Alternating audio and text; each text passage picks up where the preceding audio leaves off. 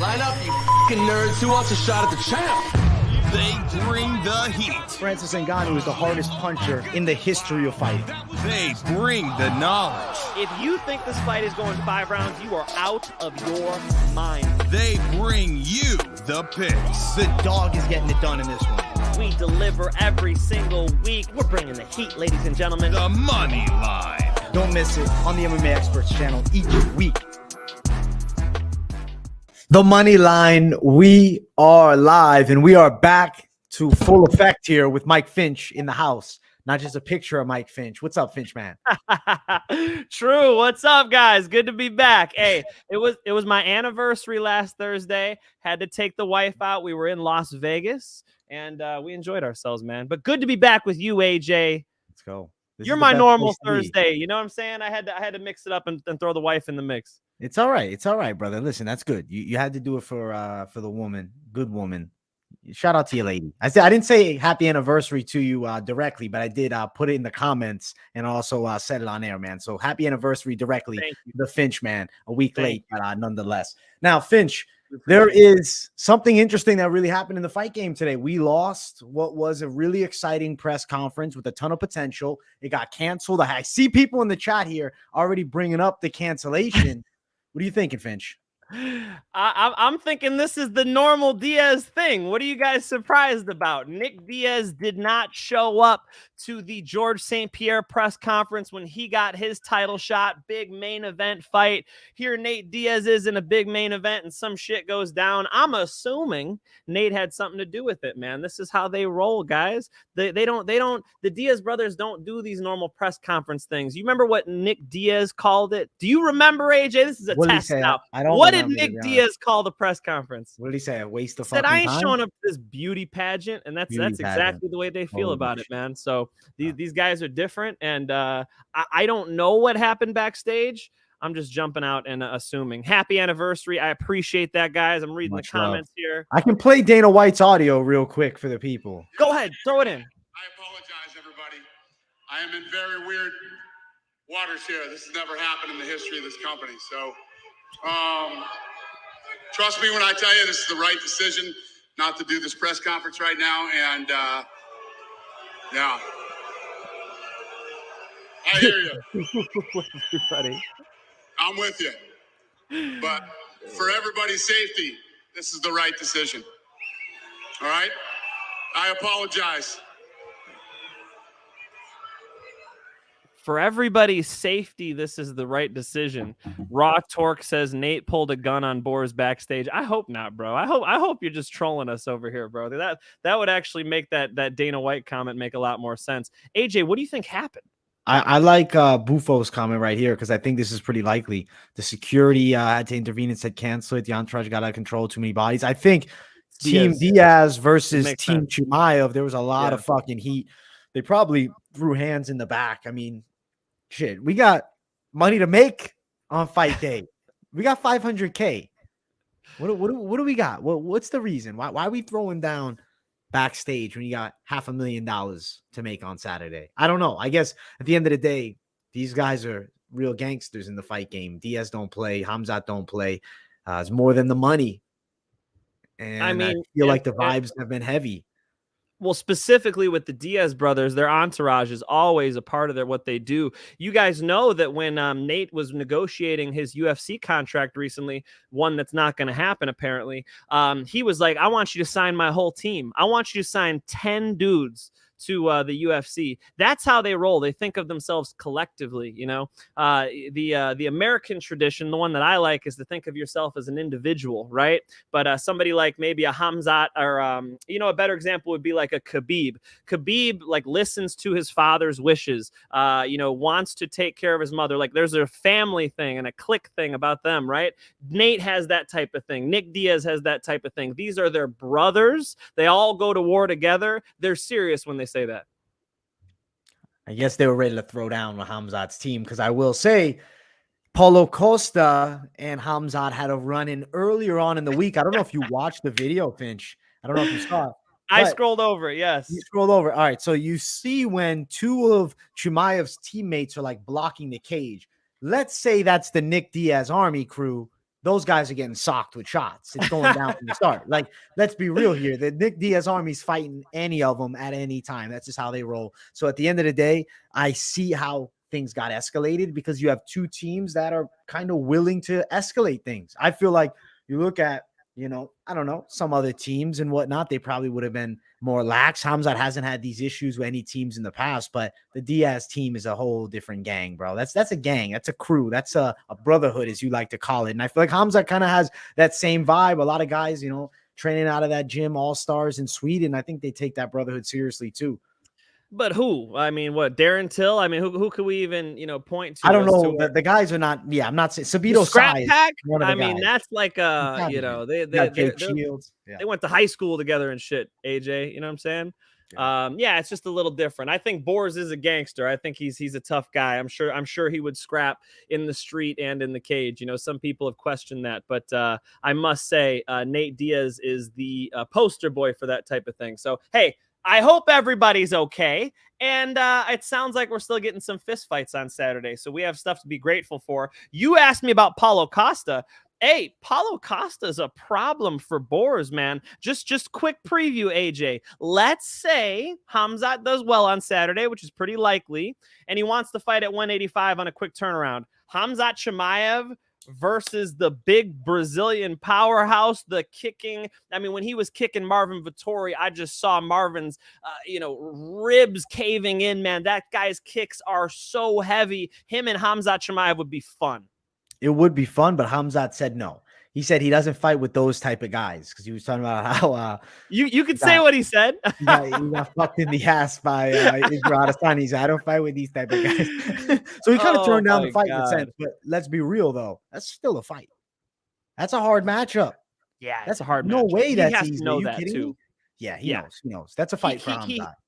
Exactly. He has to understand that. And, it wouldn't make sense at this point. Let him stay at 170. Let Khamzat Chimaev, try to go get this welterweight title. I think he's a terrible matchup for Leon Edwards.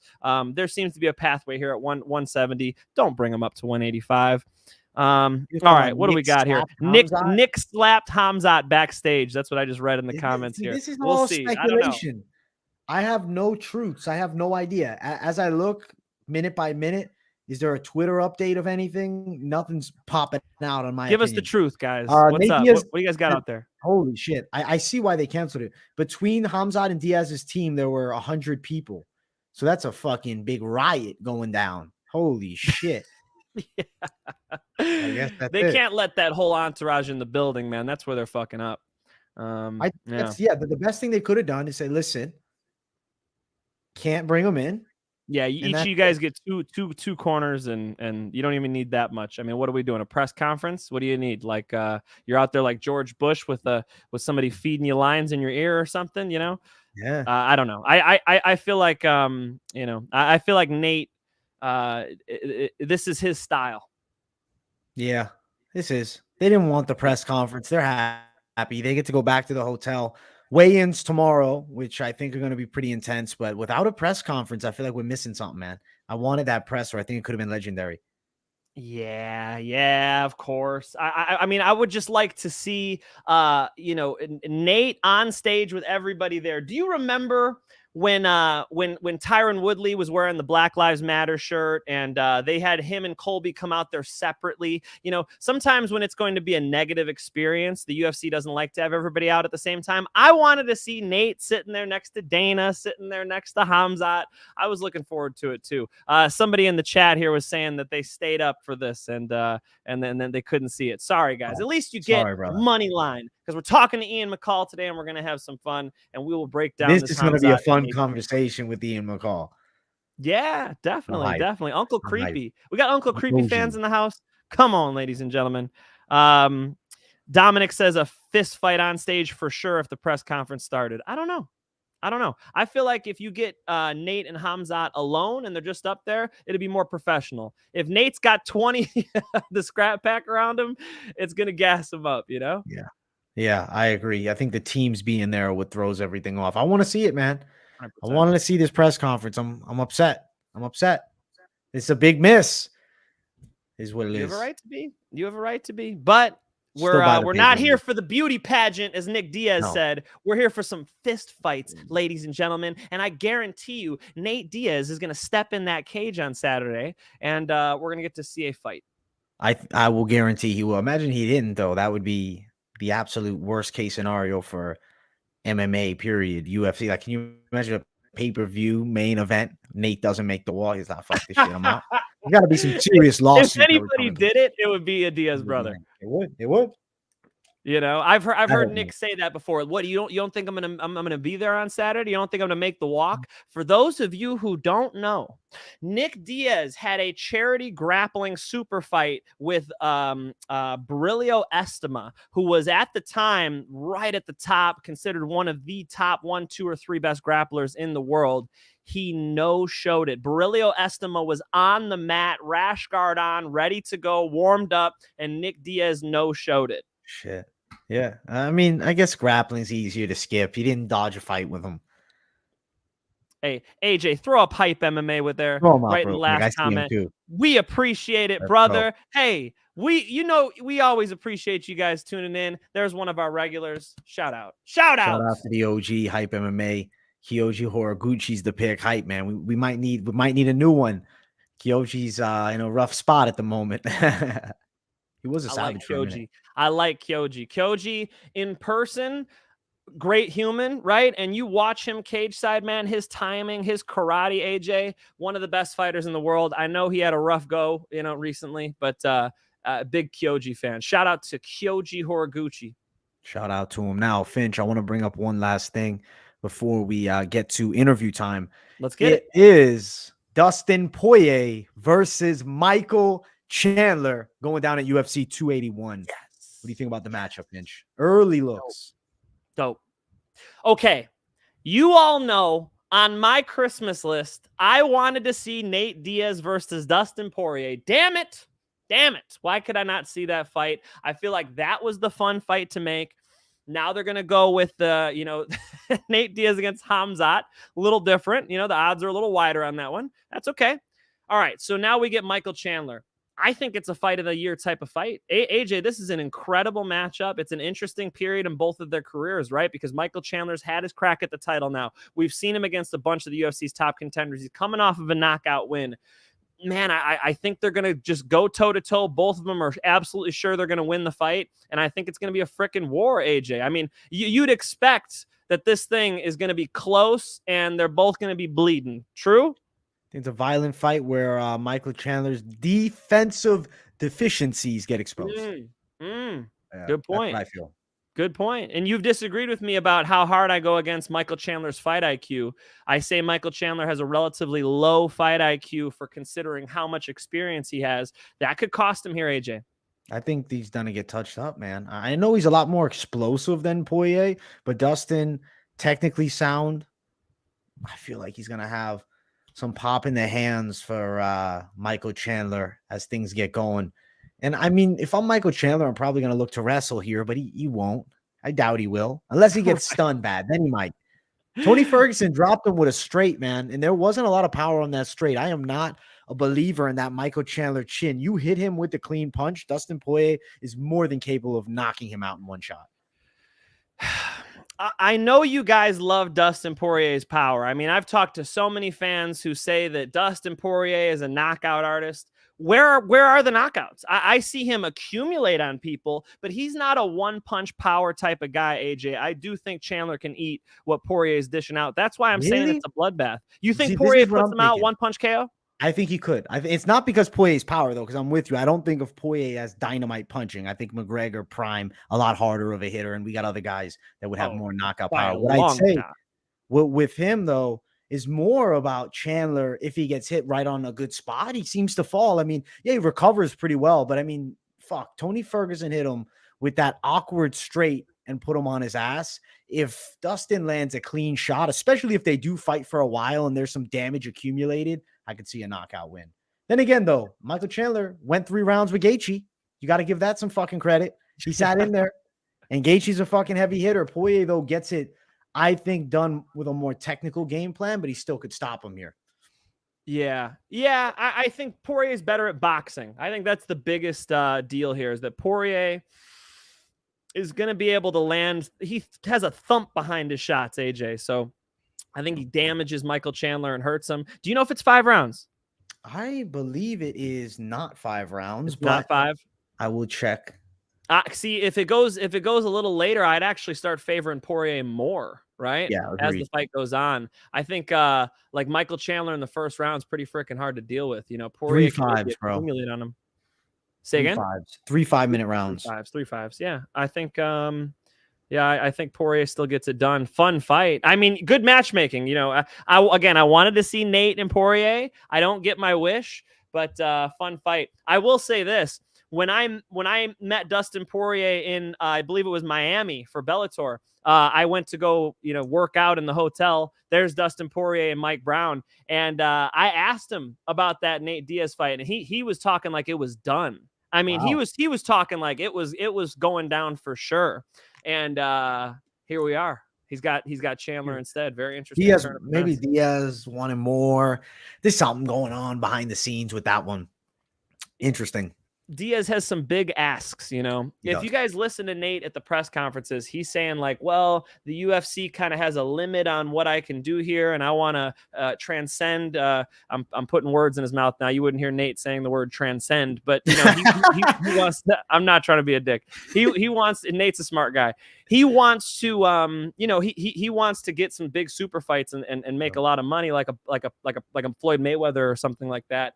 Nate, I really think you owe the UFC a lot, bro. I think the UFC, remember when Dana said he's not a needle mover? I mean, I really think that he's gone a long way, man, and that the UFC did a lot to put him in these big matchups, to put him in, a certain spotlight. And, man, he's run with it. He beat Conor McGregor. He did what he needed to do.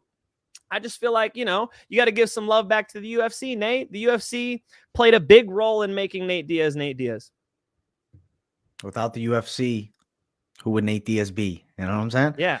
Ultimately, I like Nate a lot, though, and I like what you said. He's definitely not stupid. I think people mistake his demeanor and kind of the speech pattern and think he's not intelligent. But Nate's got a lot going on up top. He's a smart guy. He thinks, man. He's definitely a thinker. 100%. I would even say he's sharper than Nick Diaz. You know, the way Nate was even brought up, like underneath his brother, he got to see how the game works, man. You know, Nate's savvy. You know, the way that they have their own products, they got their own weed, they got their own this, they got their own that. They're doing their own media. I mean, he said he's been a promoter the whole time. Kind of, yeah. Nate really is a promoter. I read this in the comments here. It's a little bit up now, but I just wanted to drop it. Truth, and this better be the truth, my friend, says Kevin Holland's team got into it with Khamzat's team. Okay. I don't know. Is that true? That checks out. I'll be checking Twitter throughout the show to see if we get updates, man. That could happen. That actually checks out, AJ. So, you guys remember Khamzat and Kevin Holland having an altercation in the hotel where Khamzat was either telling him or said afterwards that he was the help. He thought he was like, maid service in the hotel. That's funny as shit. So they've had beef for a minute. We got guest number 1 ready to rock. This guy is a legend of the fight game. So it is my honor to introduce the flyweight pioneer, Ian McCall. All lies on me.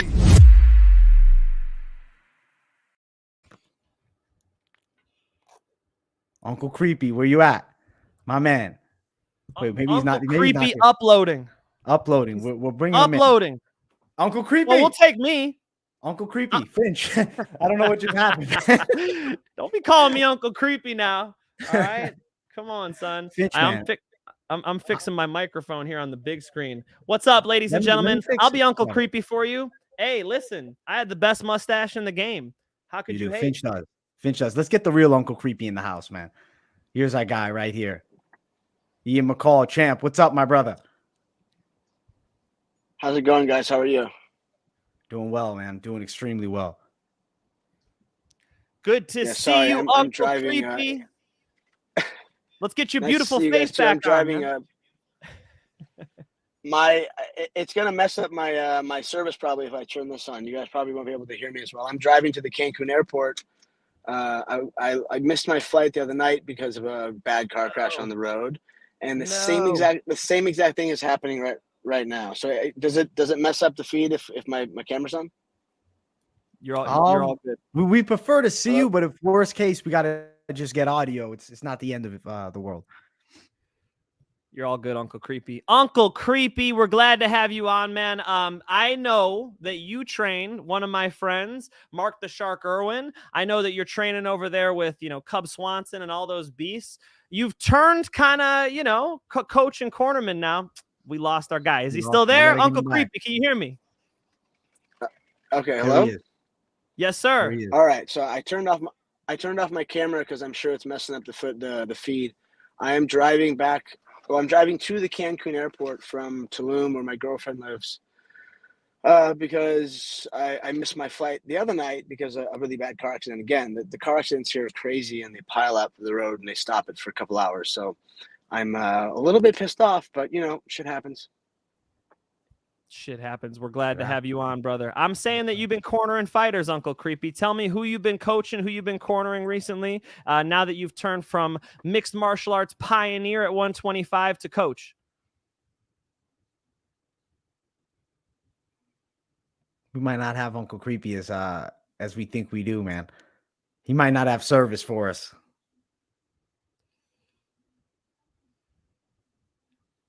One of the reasons we had Uncle Creepy on is because he's gotten into some psychedelic mushroom stuff, and it's really cool. And I wanted you guys to find out about it. So I'll plug it anyway if we don't have Uncle Creepy here. I've actually tried it.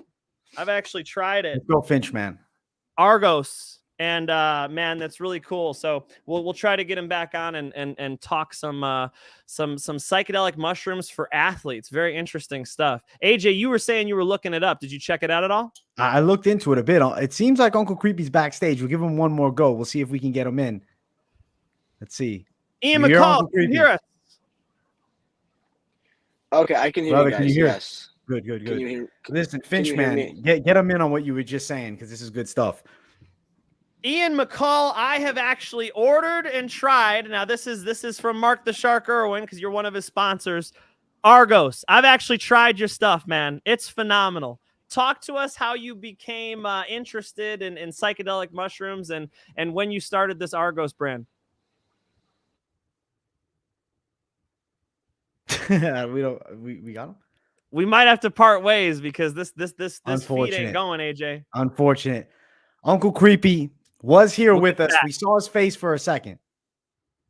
He gave it his best go, but unfortunately, man, I think we're going to have to get him on another time. Yeah, brother, we're going to have to get him on another time. Unfortunately, not going to have Uncle Creepy on the line tonight because the service is not flowing for him. All good, guys. We'll get him back on another time. We'll make sure he's home and not driving to the airport. Yes. We need him. We need him home. But cool to meet him for a moment. Have been brutal. Remember Captain America's Captain Eric? Yeah. No more car interviews. All right. We need people at home. Unless you're in a parked car or you're living in the car, something like that. If not, no driving. No driving. If you're living in the car, we can't have you on. Come on, bro. We can't have him on, bro. We don't know. Like Clay Guida was living in his RV for a long time. I respect that. That's an RV, dog. That's Yeah. I didn't mean no RV. And Clay Guida is my guy. I'd have Clay Guida on. Clay Guida, I met when I was 10 years old. I don't know. He was like his first pro fight that he lost because he went in there after a couple beers and was filling in on short notice for somebody, So I've known Clay a long time. But Clay can call us from his RV, no problem. Finch, man, we have been chatting it up. We had a very brief hello and goodbye with Ian McCall. Throw up the most recent comment. Pretty funny. Let's get the most recent comment up. Let's see it. Guest down in round one. That's fucking funny. Round one TKO. Unfortunate. Now, I want to jump into the actual predictions. Let's get it. Let's start it, Finch, man. Let's go. Let's get it. Fight number one. It is Darian Weeks and Yohan Lainesse. Before we get into it, though, shout out to MyBookie sponsoring us. Got to give them some love. If you guys haven't, make sure you jump over to MyBookie and use promo code Moneyline. You're actually getting the double playback bonus if you're interested in pushing towards that. Also, check out the MyBookie social channels. They're on Instagram, MyBookie, Real MyBookie over at Twitter, and also hashtag MyBookieMMA is a solid one too. Finch, man, you have some thoughts on the bets this week? I know for sure, man. You're gonna be placing any with my bookie, brother. Absolutely. I will be betting this week. I did bet the past couple cards here. I told you guys Robert Whitaker was a lock and he cashed out. Excellent. And yeah, I definitely will be hitting up that my bookie. I either go through me or my wife. So my wife actually opened up a my bookie account and she's in the game now. So be careful out there, ladies and gentlemen. Yeah, I'm definitely going to make some bets this card and super happy that my bookie is with us, guys. Definitely check them out. As AJ said, promo code Moneyline. That's how you could show us some love. Liking, commenting, subscribe to AJ's channel, and please use my bookie. We love it, and they're showing us some love. We really appreciate the partnership with them. It's been good. Let's go, Finch, man. It's been fantastic, and we got violent festivities to talk about. Ooh, let's go. Let's talk weeks, Lainesse. Finch, since you were off last week, I'll let you give a Mike Finch breakdown of what you think's happening between these two. Good man. Good man. Thank you. Look, this is one of the fights I spent the most time on this week, man. I've been torn on this one. This is what I think. I think if you want to look for the harder puncher, if you want to look for somebody to get a finish in this fight, I think Lainesse can knock Weeks out in the first round. That is very possible. That left hook on the Contender Series was nasty. I've seen in CFFC, he threw a flying knee and knocked somebody the fuck out with that. I mean, he's a problem for sure. My issue is the gas tank is built for like a dirt bike. He does not have that 3-round gas tank. And Weeks is, he could start pushing you around the cage, man. Both of these guys move forward, but Weeks specifically, he was moving Ian Gary all over that cage. Ian Gary had his back foot on the fence on every freaking panel in that 8-sided octagon. So I think that they might meet in the middle, and it might actually end up working out to Lainesse's favor in the beginning because he wants to look for a big left hook. He wants to look for that knockout punch. Weeks is going to be there for it. Now, if he doesn't get him out of there, AJ, I feel like Weeks can get to his wrestling. He had a really good camp for this one. I heard his interview with James Lynch, and he sounded really confident. And this is a win he needs, man. He's 0 for 2 in the UFC right now. He knows he needs this. He's been training all over the freaking country. My man was training out there at Sanford MMA, which is Killcliff now. They have like a sponsorship fight club. Yeah. All right. So goodbye, Sanford. Hello, Killcliff. Same team. Yep. He was training at Jackson Wink. He left right before Tony Ferguson got there. My freaking microphone. My bad. Down goes the Finch mic. Bro, falling apart over here.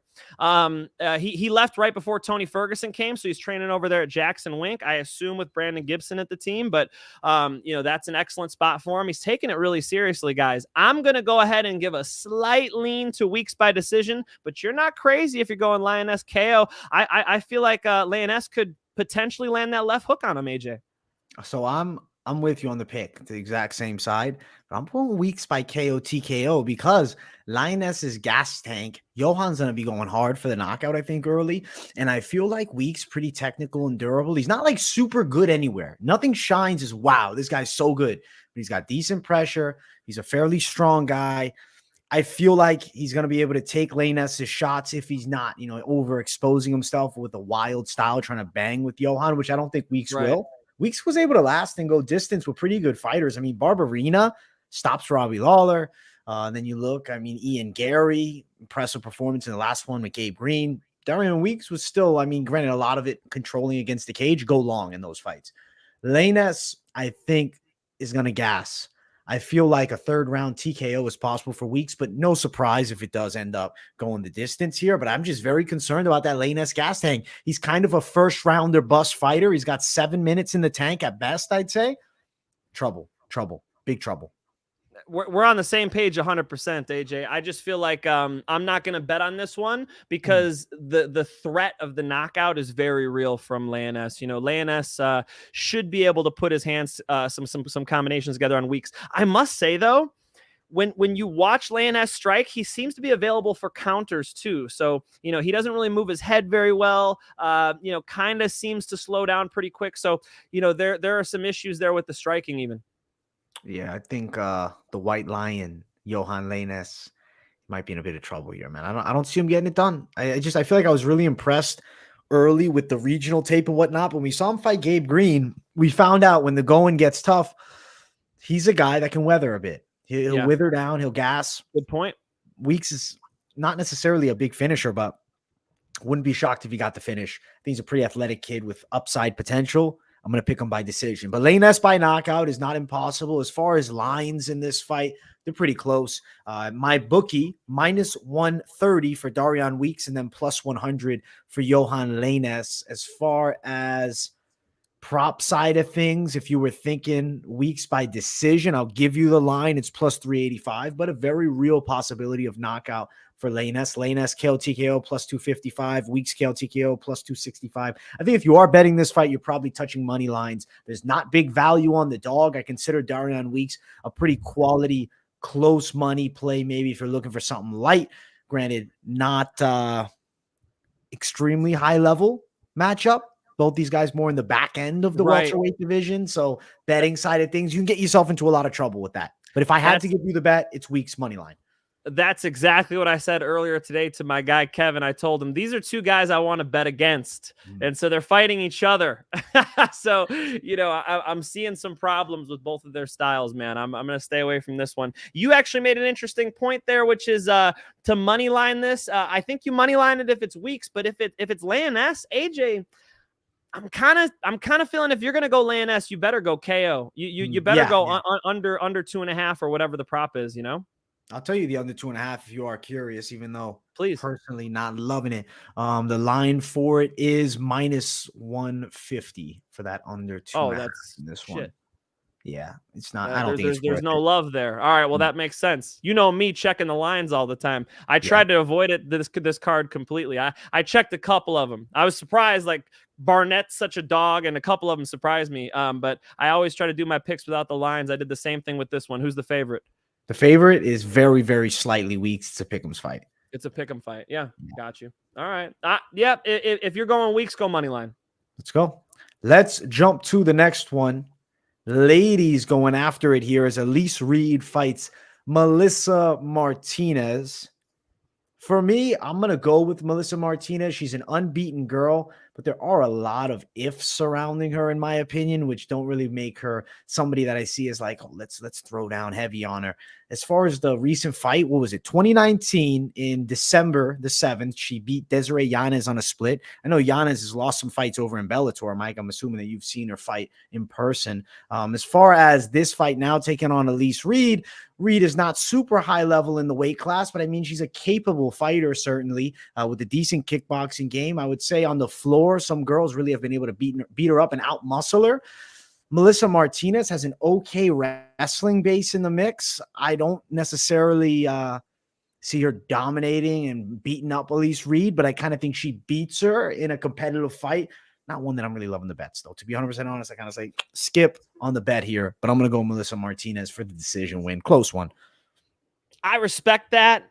These two girls have very different records. Melissa Martinez has never fought anybody, and the one person she did fight, Desiree Yanez, took her down, beat her up a little bit, won the fight. I mean, if you guys go, and it's free on YouTube, you could watch it. That was in 2019. That was her last fight, and the commentators thought she lost. Right. Of course, the fight was in Mexico, and they like to score the combate fights a little bit differently. I think they don't value the ground game quite as much, which, goes with the Mexican tradition. They like the fisticuffs. I understand. However, it's the UFC. You can't have no grappling game. Her takedown defense. I heard a popular fight picker say she has good takedown defense. I don't know what they're talking about. She was getting taken down at will from Yanez. So I don't like that, especially against somebody like Elise Reed, who's beaten Corey McKenna, who's, been in the UFC a little bit. Now, I know people are going to jump right away and say, Elise Reed sucks. She looks so bad in her last fight. Look, I have to pick between two fighters, okay? If Elise Reed was fighting, Shevchenko, we'd be having a different conversation. It's not what's going on here, okay? If I have to pick between Elise Reed, a girl who's been around the block in the UFC, who's fought much better competition against a completely unproven Martinez, who, as far as I can see, does not know how to grapple, I got to go with the mixed martial arts fighter. I'm going to go with Elise Reed. I think that, she could potentially out-wrestle her. I know she has like more of a karate style and might do well out there too. Probably a close fight. As AJ said, though, tough to bet on fights like these first two. Another one I'm staying away from. You guys will hear our locks and our parlays. These aren't in them. With Reed, I'm gonna say I actually really like your points, and I think you have some fair truths there, bro. Reed at least is battle tested. Martinez has not really fought anybody, and even what I have seen, like I'm not super impressed. I do think she's got a little better boxing than Elise Reed, but I could see Reed having kicking success. The ground games, I'll be honest, I kind of see them as flip a fucking coin. We're gonna find out here who's got the better grappling. Maybe even Reed will surprise us and beat up Martinez from the top. But value betting wise, right? You are looking at plus 150 for Elise Reed. I don't know why Melissa Martinez has a minus 170 tag as a favorite. I guess it's that 7-0 record versus a girl who's been beaten up twice in the UFC. Who's she beaten? That's the biggest thing. I mean, we look at recent opponents. Nobody. 2019, so she hasn't fought in this decade, and her wins are over Desiree Yanez, who's I think on a 2-fight losing streak in Bellator, Caroline Gallardo, who personally I don't know, Frances Hernandez, hadn't heard of her. Looking at all the fights, I mean, she hasn't fought anyone. At least Elise Reed can say something. She's fought UFC caliber fighters. Then you even look at the losses on the regional scene, split against Jasmine Jazadivicius. She was 6-1 as 7-1 as an amateur. Yes. Listen, Finch, you're almost selling me on Elise Reed as the bet here. She's the way to go. Pick, AJ. Come on. She's telling me here, Mike. I'll see on the scales what I think about this one, but sitting on it right now, I'm not loving the chances for Melissa Martinez now. Thinking about it really live with you, talking about these points. And as the week's gone on, I mean, there's no hype around Melissa Martinez. She's just 7-0. That's a concern. I'm flip-flopping, man. If I flip the pick, it's BS because when I broke this down, when I saw it, I rode with Melissa Martinez. For some reason in the tape, I picked her. I'm going to still ride with her, but I don't think it's a bad bet on Reed. I mean, yeah, again, you know, it's a, people want to say it's women's MMA. No, beyond that, these are two women who have, you know, let's just say unproven, especially Martinez. With Reed, you know, you could tell she's not championship material, but she's also got some skills. So, yeah, it's one that we might as well keep our money in our pocket on. I'm excited to see it, and we'll learn a lot about Martinez. That's for sure. Yeah, I think so. Let's keep on running up. Or do we have to go deeper with the odds? You want me to look at some of the props, Finch? Because I don't think either one of us feeling props, but I'm gonna. Fuck it, I have to Hit now. me with it. Over 2.5 minus 245. I think that's fair confidence there. Reed to win plus 150. Yeah, I don't really like any of the prop betting side for this matchup personally. They're probably going all three. Yeah. Yeah, they're probably going all three. I think that's fair. But with those odds, I mean, do you really want to touch that? I don't know. But yeah, I would say the best odds probably are just this goes to decision. Yeah, this one's going long, and probably will recommend you sit off this fight. Enjoy, or you read dog attack. And truly, let's keep running up this next matchup. I'm actually pretty interested to hear your take, Finch. It's Chad Anheliger versus Halateng Ali. Alateng, Heili, we can say a flip, bro. It's different at each spot. But at the end of the day, the guy's got some pop in the hands. He's got good overhands. He's fighting Chad Anheliger, who's pretty slick and quick on his feet. The biggest thing is, can Anheliger eat some clean ones? I lean yes, but ultimately there could be an accumulation by Alateng. It's a weird fight here, Finch. I think Anheliger could be dangerous in this fight. But Heili's good. He's good. Yeah. What do you think with this one, Finch? I'm curious your side here, man. Yeah, it's you know, I think Chad is going to have some trouble in the UFC, especially with wrestlers. You know, we saw Muin Gafurov smash him in the first round of their fight on the Contender Series. Here he is against a guy who's not a wrestler. So, you know, it's like, I don't know. I don't know if Alateng can get on top of him. If he can, that'll pose a huge problem. But when I look at their striking, I think it's going to be competitive. You know, I know people want to hype Chad up a little bit, and there is some buzz around him, and I respect that too. But I'm seeing ways to beat him in a mixed martial arts fight. You mix up takedowns when you're threatening with the takedown. That's when the strikes are going to open up. I'm going to go ahead and go on a limb and say Alateng. I don't fault you guys at all for even betting on Chad, though. It's just that I can't bet on somebody who has a hole in their game like that. When he was getting smashed in the first round in that Contender Series fight, it really showed me, like, you know, he can't control where the fight takes place. That's a huge problem in the UFC. Gafurov was supposed to be that prospect too. They were planning on siding Gafurov, and how fuck shit up. Yeah, he was a big dog to Gafurov. Yeah, huge, like might have been plus 400. Yeah, there you go. But in this fight, he fights decent, dangerous guy, but Alateng doesn't impress me a ton. I mean, he's got some power. He's got a good overhand shot, and I think Anheliger does leave that lead hand low, so a knockout's not impossible if Alateng really crushed him with that overhand shot. I'm going to pick same as you, Alateng, Heili. Hey. I don't love it. I don't love it, bro. Betting side, it's like, Anheliger's plus. He's plus 140. Alateng is minus 180. Do you think there's a chance of a knockout? Yes.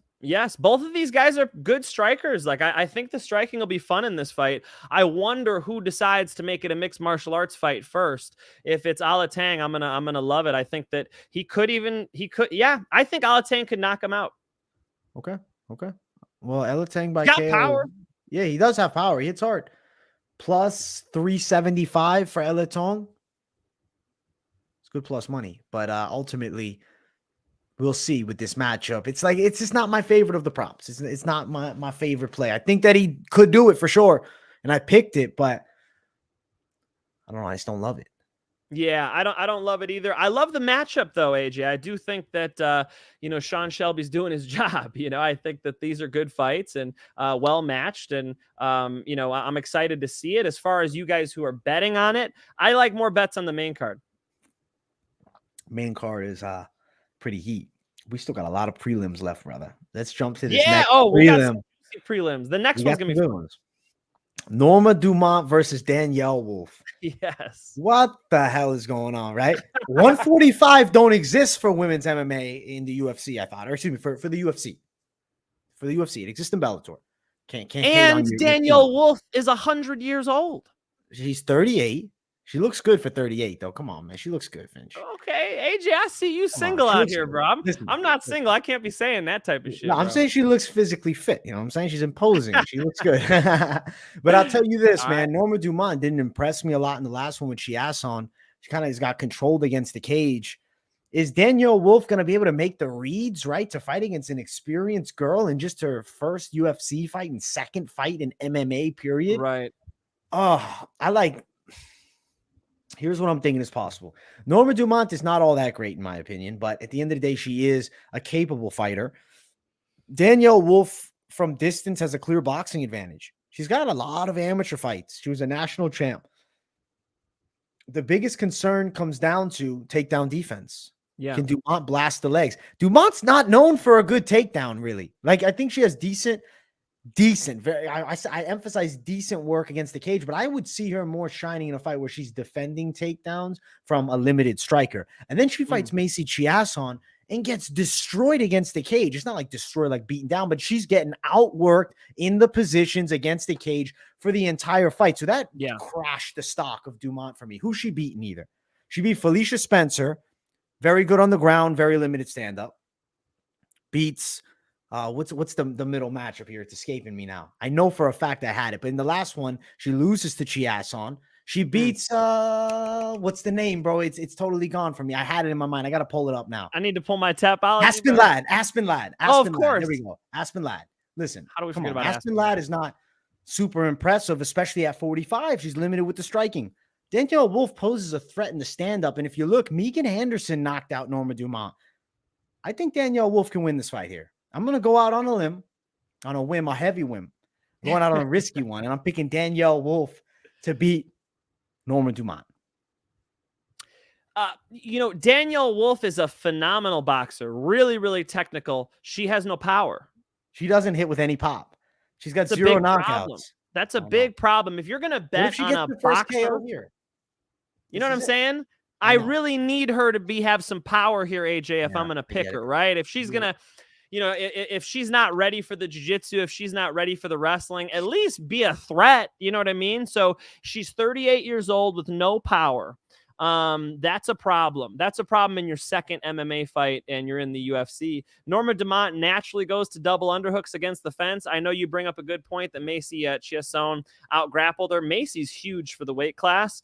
You know, even if she can't get Wolf down on that fence with the double underhooks, I think she could just work from there, knee her in the thighs a little bit, you know, stay active, kind of like the way she lost to Macy. I think, you know, Wolf at range is dangerous, but she doesn't really have that KO power. And, you know, Megan Anderson did one punch KO Norma Dumont, which is concerning, of course.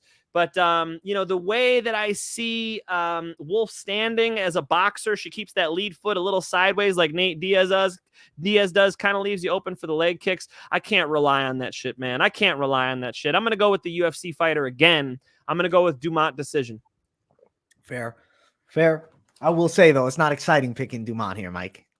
No, I'd rather see Wolf knock her out, man. Yeah, I think it'd be fun to have a new prospect in here with all that boxing experience. I'm excited to see what she can do. My hopes aren't that high. Yeah, the hopes they can't be that high. She's 38. She's plus 305 as a dog. Dumont's minus 435. But if it's gonna happen, if a girl who's just 1-0 in MMA is gonna come and beat, you know, a fairly experienced fighter who doesn't have anything super impressive that she does, it's going to be women's 145 pounds. Good point. That this is the weight class it's going to happen in. So I think that's why percentage wise, like Wolf as an underdog, yes, she's isn't crazy. Dude, those odds were really wide. You just read me. I did not hear that. That was real wide. She's looking like she's from Dagestan with these lines. There's no reason Dumont should be minus 400 anywhere against any fighter in the UFC. Maybe minus 250. But not minus 400. No fucking way. The pick is Wolf on my end, dog. As far as method of victory, it's very clouded. I would lean towards no bet on the props, but Dumont to win by a decision, just looking at it, sitting at minus 105. So that's the expected result. If Wolf got a KO, plus 1,000. Could be some big plus money if you get Wolf by knockout here. Likelihood, though, low, Finch. What do you think? Is this frozen Mike Finch right now? Is he messing with me? Ariel Helwani released a video on Twitter talking about the incident. I might have to bring this up. Finchman just froze on us. So this is the perfect time to check Twitter. It's on Ariel Helwani's page. Let's get it. Oh, this is just me solo right now. It looks like I'm full screening it for the moment. All right. A lot easier to do a video than to type all this out. So here's what happened about. Wow, as we wait, let's listen to this. In Las Vegas, breaking news. 279 press conference. Can you guys hear this well? Let me know. Press conference. There's usually a curtain. Behind the curtain is where the octagon is, and people are hanging around before going out. Well, before going out, behind the curtain, there's Khamzat Chimaev and his team. There's Kevin Holland and his team. They've been exchanging some words as of late, and they started to exchange some words, and they got very close to each other and were kind of pushing each other and whatnot. No real physical activity, so to speak, in terms of like serious kicks, punches landed, but there was definitely, some physicality, if you will. We're listening to Ariel Helwani. He's talking about what went down. Keep going. Now, Wilson, who is a longtime MMA fighter, now turned MMA manager, happened to be back there and got in between them and broke it up, and was like actually the guy. There was hardly any security, few police officers, but way too many people, way too many team members, and just fiery fighters. So he was actually the guy, as Dana White said in his press scrum, he was the guy who broke the whole thing up, believe it or not.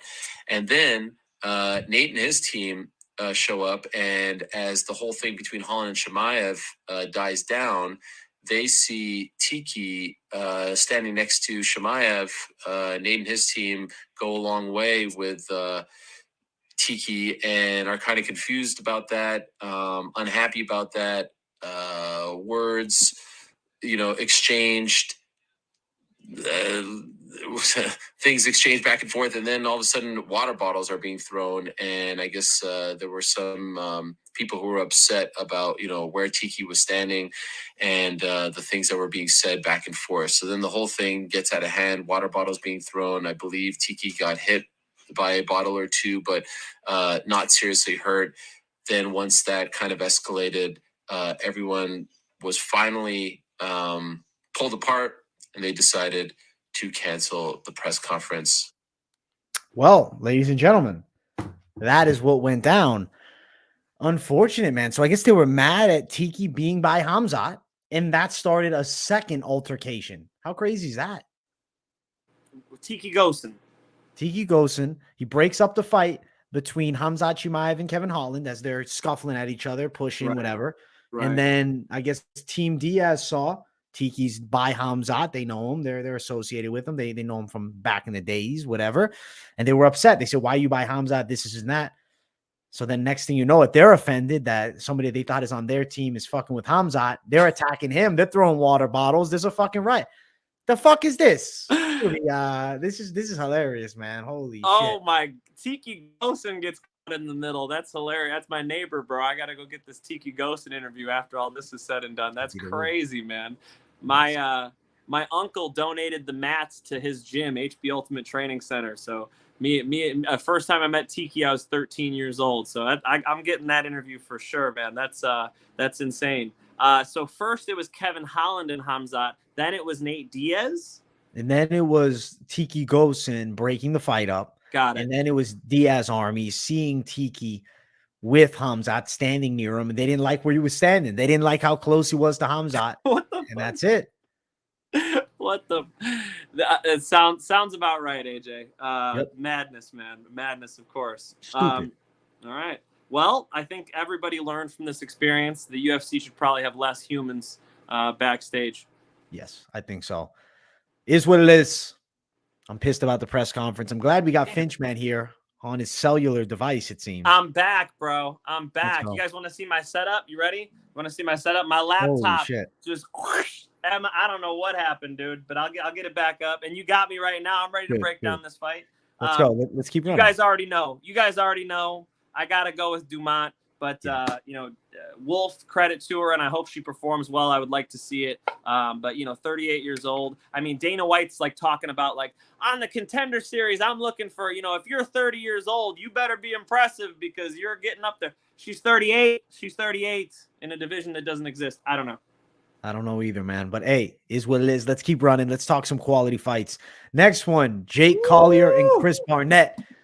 Big boys in the heavyweight division. Let's go. I think Jake Collier is going to beat this dude, man. Now looking at Barnett's loss to Martin Boudet, it looks bad because Boudet is Boutet because he got his ass kicked in the last one. I know he got a robbery decision, but he clearly lost the last fight. And Barnett ends up losing a technical decision to him. Chris Barnett is a short, stocky dude. Jake Collier, stocky, chubby, fat. Let's be honest. They're both fat as fuck. Let's be real. Let's just keep it 100. But Jake Collier at this point, I think, has less fat around the midsection. He's a tall dude still. I think from distance, he'll have a striking edge. Barnett is a surprisingly slick athlete for as much weight as he carries on him. But ultimately, I don't think he's going to have a ton of success finding the chin of Collier. I don't think the spinning stuff really works against Jake. I think Collier probably goes out there and wins a decision here against Chris Barnett, out kickboxing him, working him a bit against the cage and getting his hand raised. I mean, Jake Collier is a decent athlete, even at heavyweight. He was, shredded at 185 now at this point, probably a decade back. But at the end of the day, I think Jake Collier should get the win over Barnett. I'm going to say decision, though. I respect that. I didn't know this. I was just told this recently that in that last Barnett fight, his fiance died days beforehand. And really? In order to pay for the funeral, he decided to still take the fight. And I guess the UFC took care of it. This. I've just been told this from one person. I should verify this. I didn't know that it was right before. I knew that she had passed away, but I thought it was afterward. Okay, you did hear this, so at least I'm getting it verified a little bit through you, AJ. So I would like to get all the facts right there. But if that's the case, I definitely want to not put too much on that last performance, and I do think that people are, man. I'm laughing, bro. I'm sorry. No, your dog. What's up? Yeah, it just fucking scared the shit out of me, man. Hey, fuck. What kind of dog has AJ got? It's a lab pitbull border collie shepherd mix from the shelter, bro. I got her when she was little. So she's a savage. This is my baby kitten. Can you see her back there? There's my baby kitten Lola. All access with Mike Finch. All access, bro. Getting the kitten and everything today. Look, guys, I think people are sleeping on Barnett here. He was super hyped, and then all of a sudden, he has one bad performance, and people are like, he sucks. No, I think his previous performances definitely show us what he's capable of. He's much more athletic than Collier. He spins, he jumps, he throws big bombs. I think he wins 2 out of 3 rounds and gets this fight, AJ. I do, and this is one of them I did look at the odds on. 3-1 dog to Jake Collier? What are people thinking? I got Barnett, and I love those odds. I picked Barnett before I knew he was a dog. 3-1? You got to be kidding me, man. Collier is not Collier is not that talented. You know, I hate to be negative like that, but let's just say it the other way. Barnett is a freak athlete. He actually does things that he doesn't look like he should be able to do. I think he'll throw some big bombs on Collier. I do think he'll do a spinning back kick to the body and land a little bit on him, maybe eat up those legs a little bit. I got Barnett in a decision, brother. Mike fucking Finch. As far as the lines for that, that much, is he worth the 3-1 favorite? Come on. No. That reference was to fucking Ali Malay, bro. Mike fucking Finch. I told her I'd make a t-shirt. My buddy said that he heard it on Showtime, so I had to go back and watch the event on Showtime. Sure enough, it was live on Showtime. She comes out the cage. Mike fucking Finch. Ali Malay's dope. That's lit, bro. That's lit. Now let me quickly give you the lines. It's as Mike said, -475 for Jake Collier. Barnett sitting at +325. The lines are very wide for this matchup, and Jake Collier, no, he's not a -450. So I understand dog attack on Barnett. That being said, the pick is Collier to win it on the cards. I'll take him via decision. -110 for a fight to go over 2.5 rounds also. But kind of a dog-only bet situation. I don't think too many people want to throw down heavy on Barnett, on Collier. But, man, I personally, Mike, I'm thinking that I see Collier winning it, bro. Like, I really do. I think it's Barnett's like so undersized, man. What should he do? Cut down to middleweight? Is he a light heavyweight, AJ? Imagine he cut down to middleweight, man. I don't know, man. I don't know what would happen, bro. How many heavyweights have been undersized and performed super well? I mean, the list is really long, right? It is. The list is really long. Even if you look at the greatest boxers of all time, the greatest MMA fighters. I mean, Randy Couture was, a light heavyweight beating up 6'8" Tim Sylvia back in the day. It's been done so much, man. At heavyweight, you start getting diminishing returns with the power and the size trade-off with the speed and the athleticism that the smaller guys get. Neither of these guys are going to be on a swimsuit edition anytime soon. So, I think Collier is his speed, the speed difference that Barnett has could really come into play here. And, man, I can't believe he's that much of an underdog. So I might take a little stab at it in a parlay that I don't put too much money on. How about that? I like it, Finch. Now, as far as the swimsuit model quote, brother, it's 2022. You might very well see them on a swimsuit model, bro. We don't know what. This is ESPN Physique of the Year, Chris Barnett. Hell no. Hell no. I'm not buying the issue, y'all. I don't think I've ever bought a magazine in my life anyway, so. Yeah, no, you ain't missing much, brother. Let's keep running up the card. Next one is Denis Tiuliulin versus Jamie Pickett. Now, I am picking Jamie Pickett in this fight, but it's not like he does anything that's like, oh my gosh, yes, I love the bet here. I really don't. Tiuliulin can sit in there, crack, and getting close and bang with punches. He could surely touch up Jamie Pickett and knock him out. Pickett from distance is decent. He's fairly athletic and quick. He's super long and has a fair range advantage here. Decent inside of the clinch. Decent athleticism. Jamie Pickett is the essence of decency.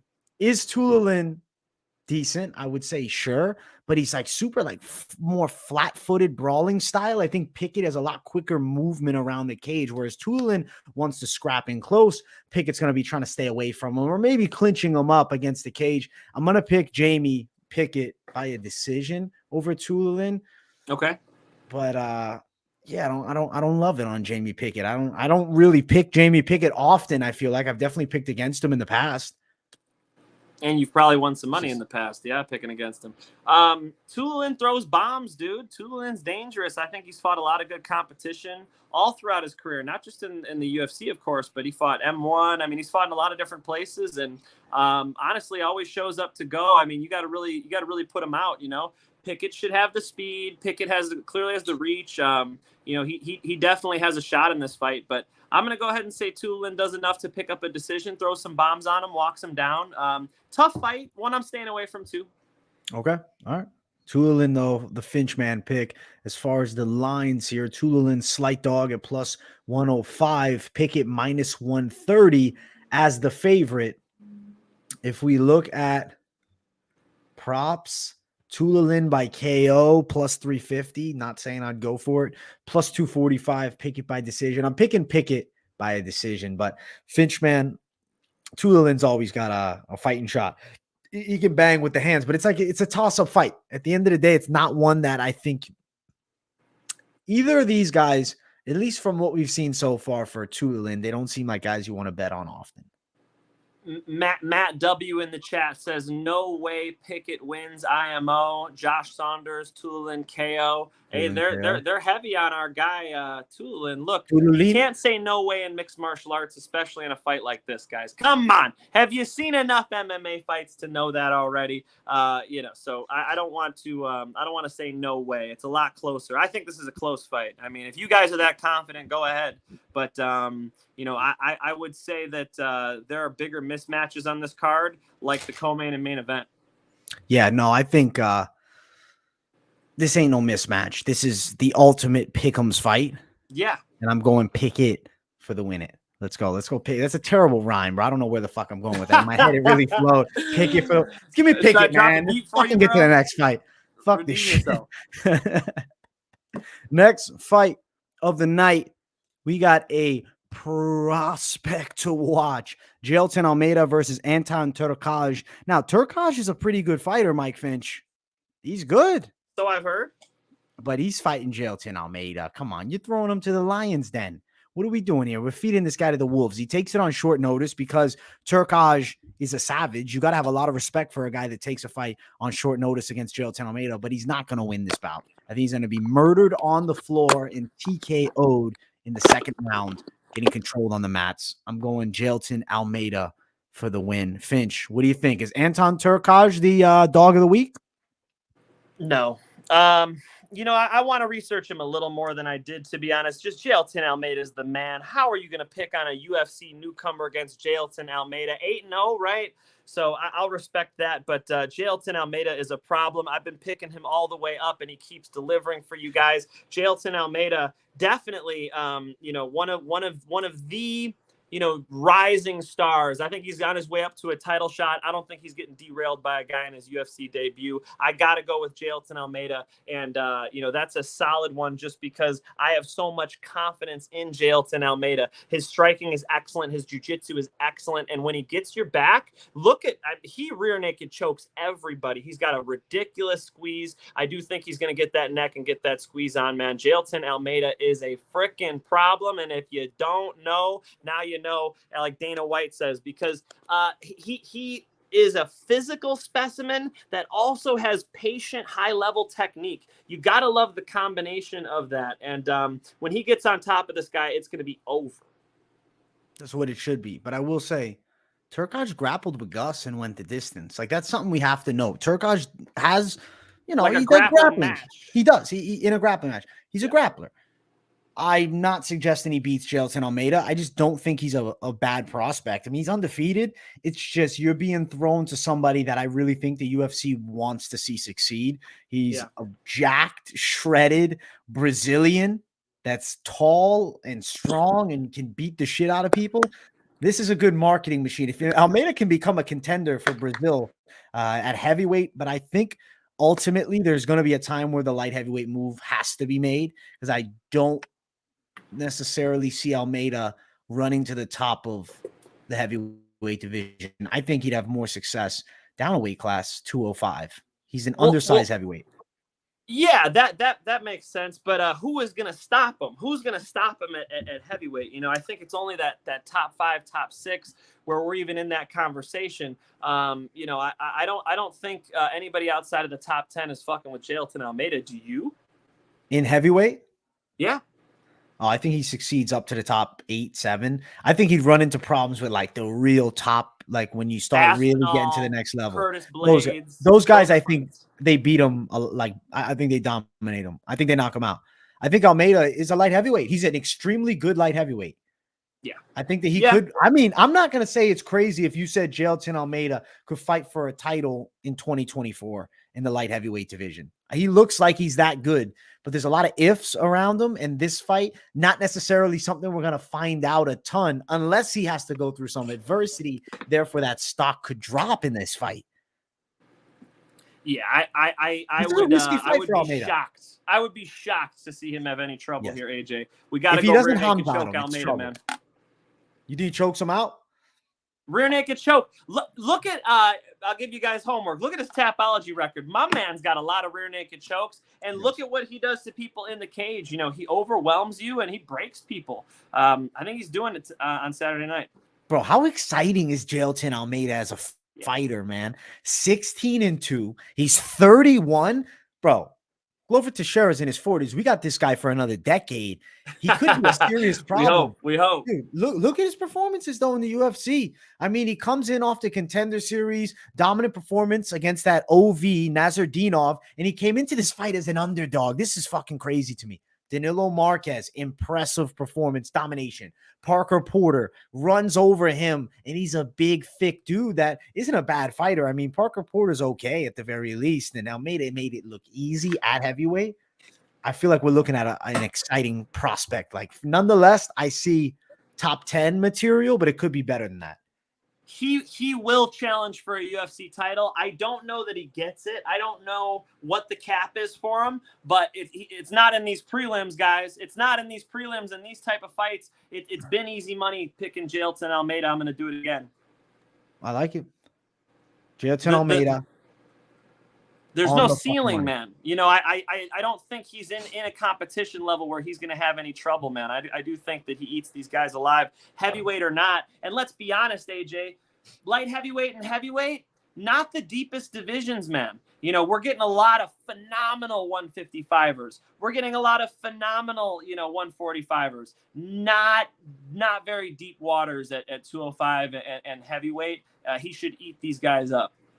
He should eat them for breakfast, brother. You're going to eat these guys. I think he does it with Turkalj here. I'm going to go. Dude, I don't know. Why am I leaning KO TKO? Am I over-respecting Turkalj for grappling with Gustafsson? Maybe. I'm like, listen, he might get grounded and pounded here.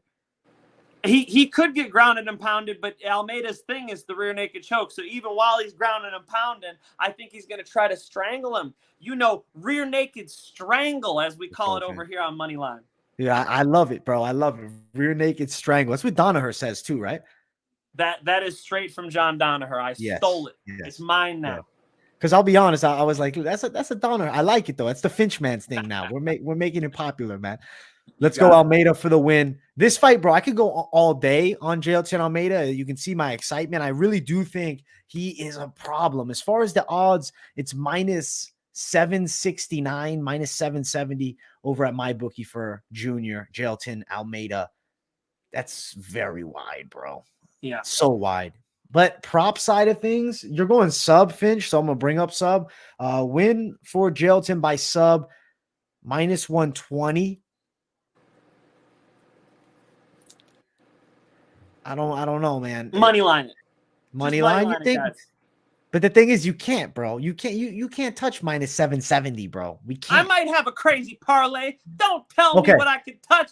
I might have Khamzat Chimaev 100-1 favorite or whatever the fuck it is. All right, I understand what you're saying. You get what I'm saying, though, Finch, right? Yeah, I hear what you're saying. Hey, that submission prop wasn't crazy if the odds are that wide. Jesus. What about the KO prop, man? The KO TKO prop for Jailton is sitting at plus 350. Can Turkalj defend the sub? I don't know, man. I like it for plus 350. I've been looking at that prop throughout the week. I like it. I hear your logic. I hear what you're saying. He defends the rear naked choke and gets TKO'd. I would just like to see more evidence of that happening more, and I haven't. So So I got to stick to my guns, AJ. You can't convince me. I'm sticking with submission. All right, let's go. Finch, man, all over Almeida for the submission. Let's keep running up. This next one is good, man. Hakeem, Dawodu, and Julian Erosa. When I look at this fight, I see Dawodu as being good and technical in the striking, where he can deal with the weirdness of Erosa. A lot of guys, bro, they run into trouble with Julian Erosa. He has an awkward style. He's hard to read because the hands are low, and he has pretty good combos, and he's got sneaky neck subs, man. He's good at grabbing. What did he grab on Sean Woodson? Did he darce him? Let me look that up real quick. I'm trying to think back to that matchup. I know I wish I could remember. I remember that fight too. Julian Erosa, he beat him. Darce choke. Yes, Darce choke. Flying knees, Nate Landwehr in 50 seconds. Who does that to Nate Landwehr? Yeah. Then Sung Choi knocks him out. Nate Landwehr runs into a lot of shit, let's be honest. But yes, I see what you're saying. He does, man. So you're right. But at the end of the day, Erosa, like, you get what I mean. He's like, he pulls off these weird victories, man. But then he fights Steven Peterson, and he barely beats him. Right. I mean, well, let's not do MMA math, but yes, I see what you're saying. There'll be another fight here. I think it might even be the next fight where we'll see how bad MMA math is. 100%. You're saying Erosa is a problem. We can't be too confident. No, I think Dawodu is the guy that problem ain't there for him. He's knocking Erosa out. I think he might high kick him. Erosa's hands are too low, man. I see that as a problem. He's there to be hit. He works well against some of these guys that, I don't know, don't have that same technical precision. The way Dawodu outstruck Trezano in the last one, and I respect Trezano's technical striking, I like Dawodu's chances here, man. I think he can win by KO. Dawodu calls himself the least hit featherweight of all time. I don't know if that's true, but my man really thinks that he is going to fuck Erosa up on the feet. He is a former Muay Thai champion. He calls himself a world Muay Thai champion. And, I just think that Erosa can get pulled into the fire a little bit on the feet, and that's going to be a problem against Dawodu. You cannot leave your chin out, getting a little wild with Dawodu. He could put you out. I think he does it in this fight, AJ. I'm with you 100%. Dawodu knockout. Dawodu knockout for the Finch, man. I'm on it too, bro. I've been feeling this throughout the entire week. I see openings on Erosa that Dawodu, he'll find a way to capitalize, man. I think, like you said, the Muay Thai level that he has, Erosa has that just awkward, tricky kickboxing style that's very MMA specific. I think Dawodu's technique is going to shine in this fight. So I'm with you on knockout, bro. I like that you're on the same side as me. As far as the line, minus 235, Dawodu is the favorite. Erosa is plus 180 as the dog, but I think that Dawodu is going to get it done. He's a confident pick, as you can see, for myself, and I feel like Finch, man, too. It's plus 250. Dawodu is plus 250 KO. I think that's a great play. Are you kidding? I think he's actually undervalued in this fight. I think Dawodu is going to look minus 300 here. Dawodu. All right. I might just add it to the parlay. I'm doing it right now. I will consider it. I wasn't considering it before, but the more we think about this one, why would Dawodu have trouble on the feet here? And is he getting taken down? I don't think so. Right. Dude. I think Erosa needs takedowns to be competitive in this fight. And he ain't going to get them. I don't see him getting them. Dawodu, good pick. I'm on it, man. I'm excited for Dawodu. Good fight here. This is the featured prelim of the night, too. It heats off and gets you excited for a quality main card. Let's jump towards the main card. Let's go.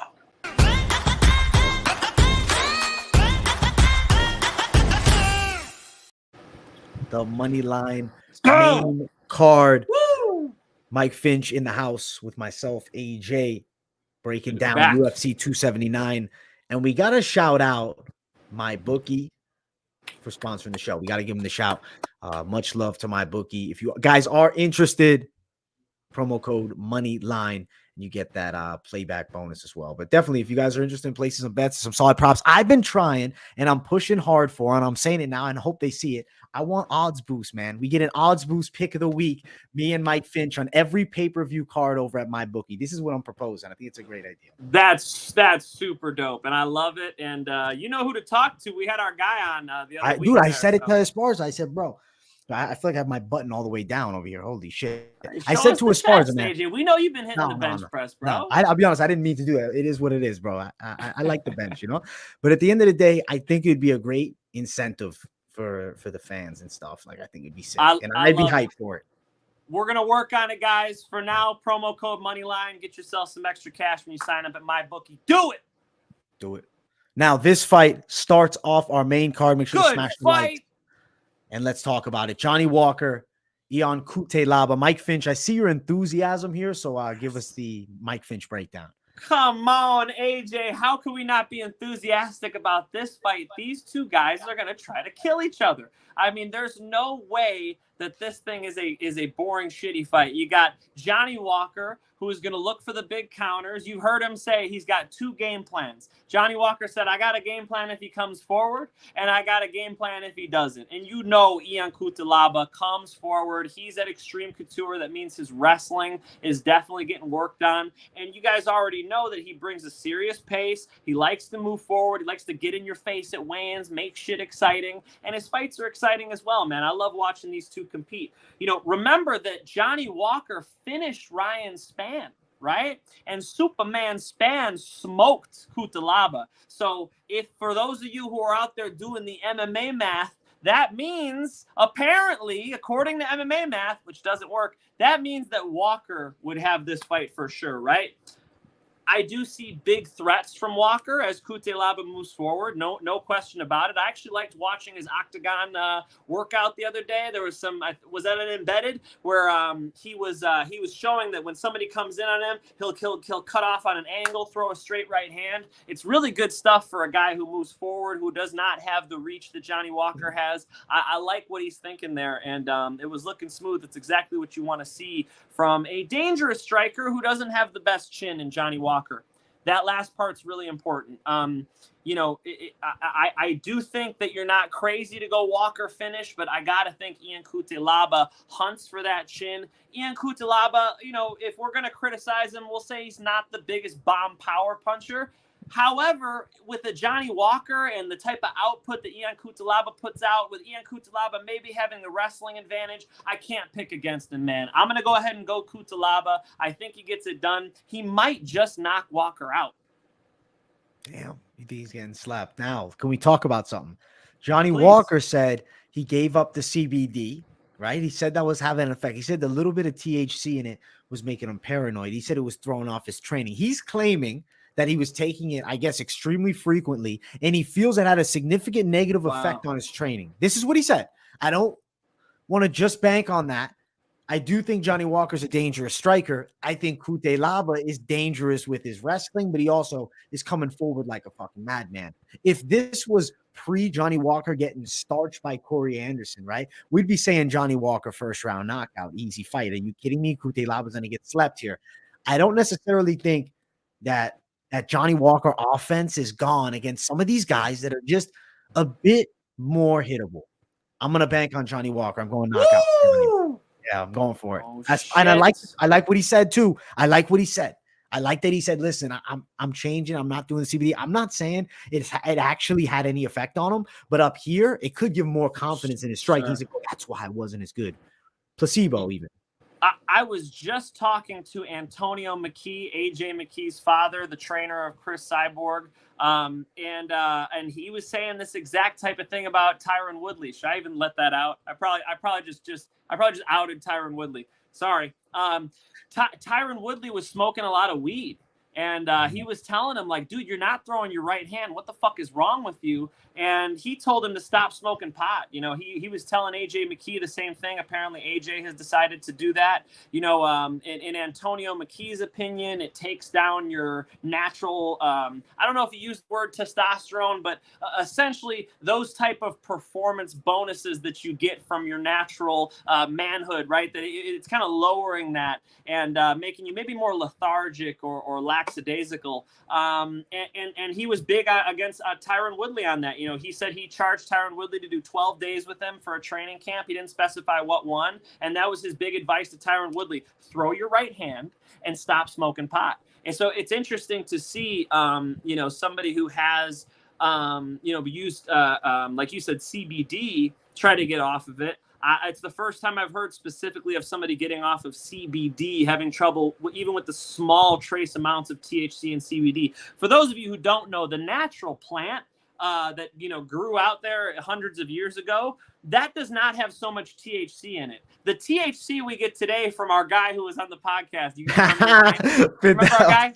Yeah, Fidel's, bro. He's great. Fidel.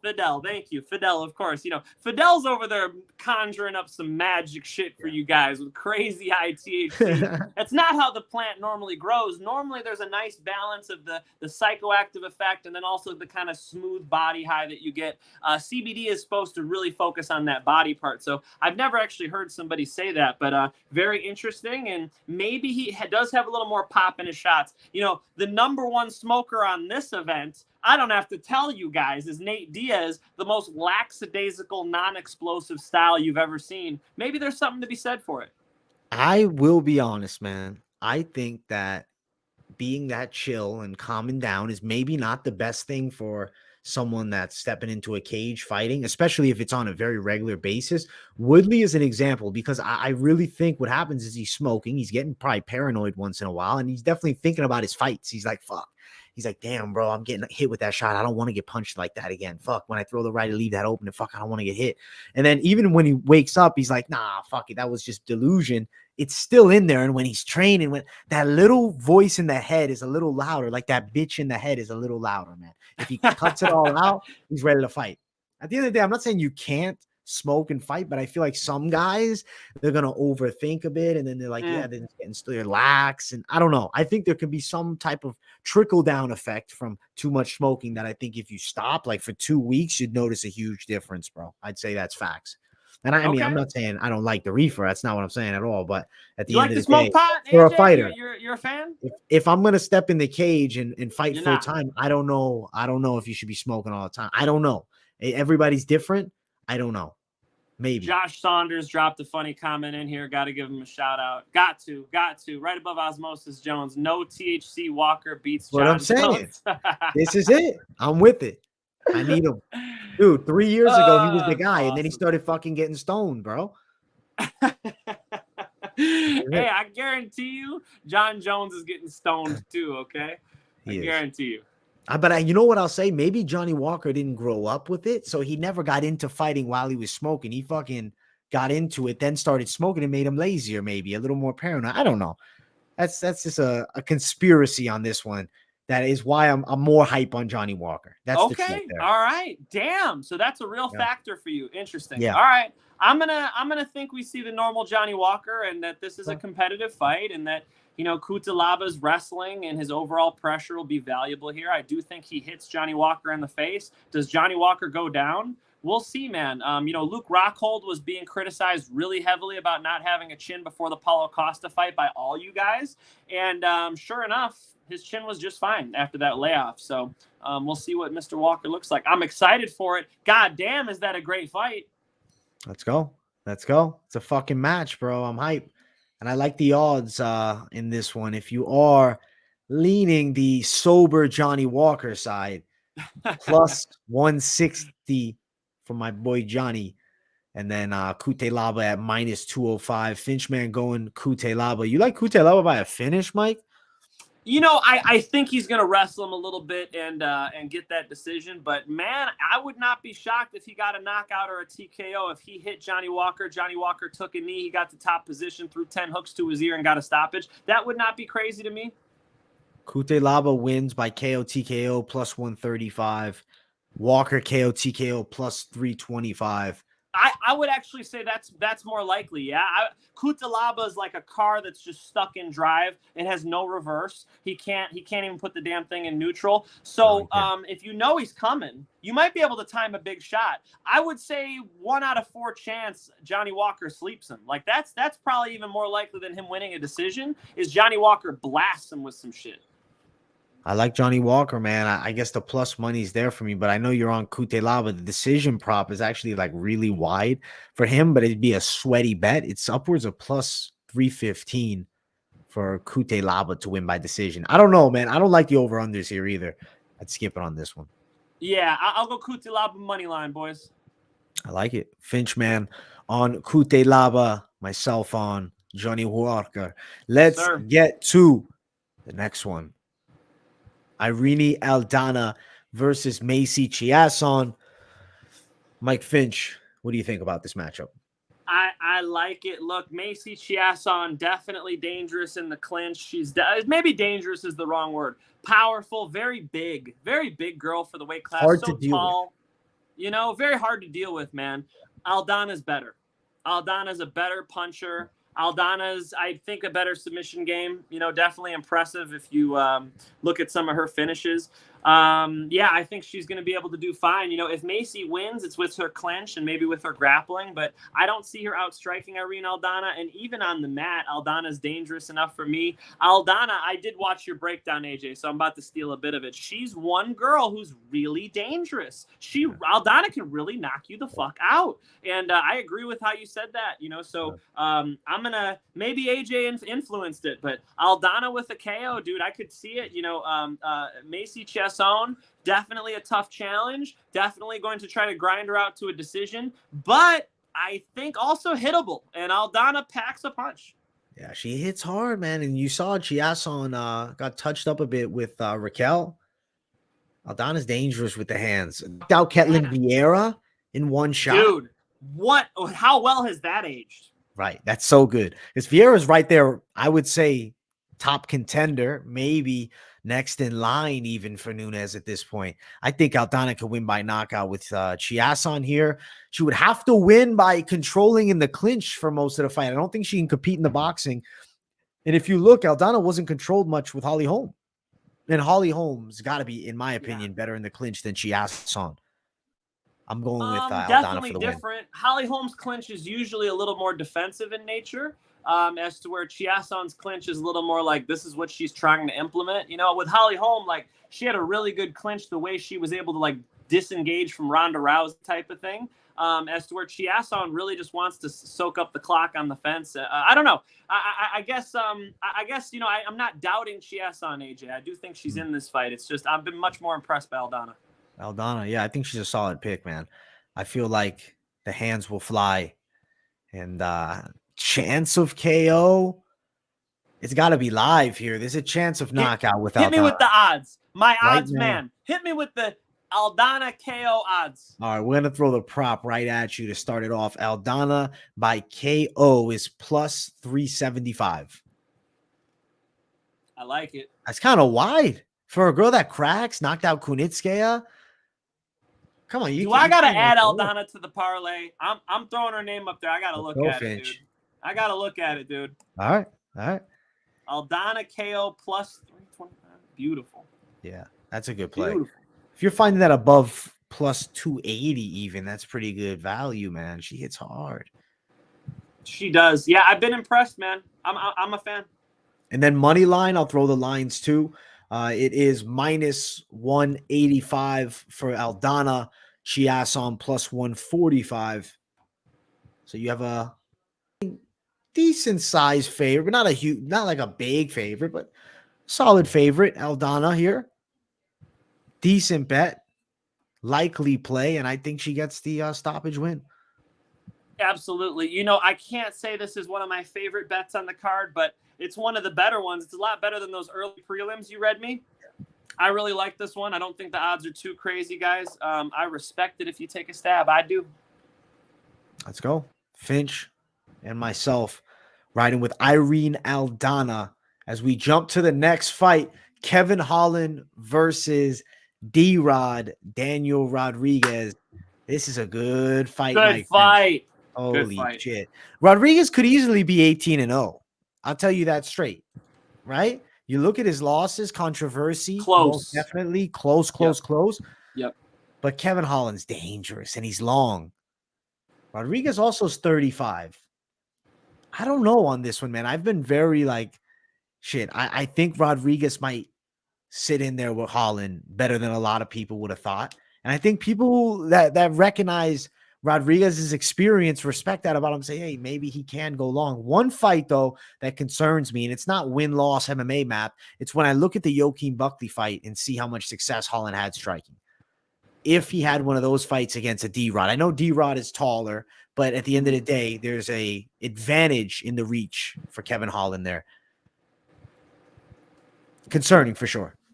Pick side, I've been leaning towards Rodriguez to take a decision, but it's not easy for me on this one to pick against Kevin Holland at all. What do you think, Mike Finch?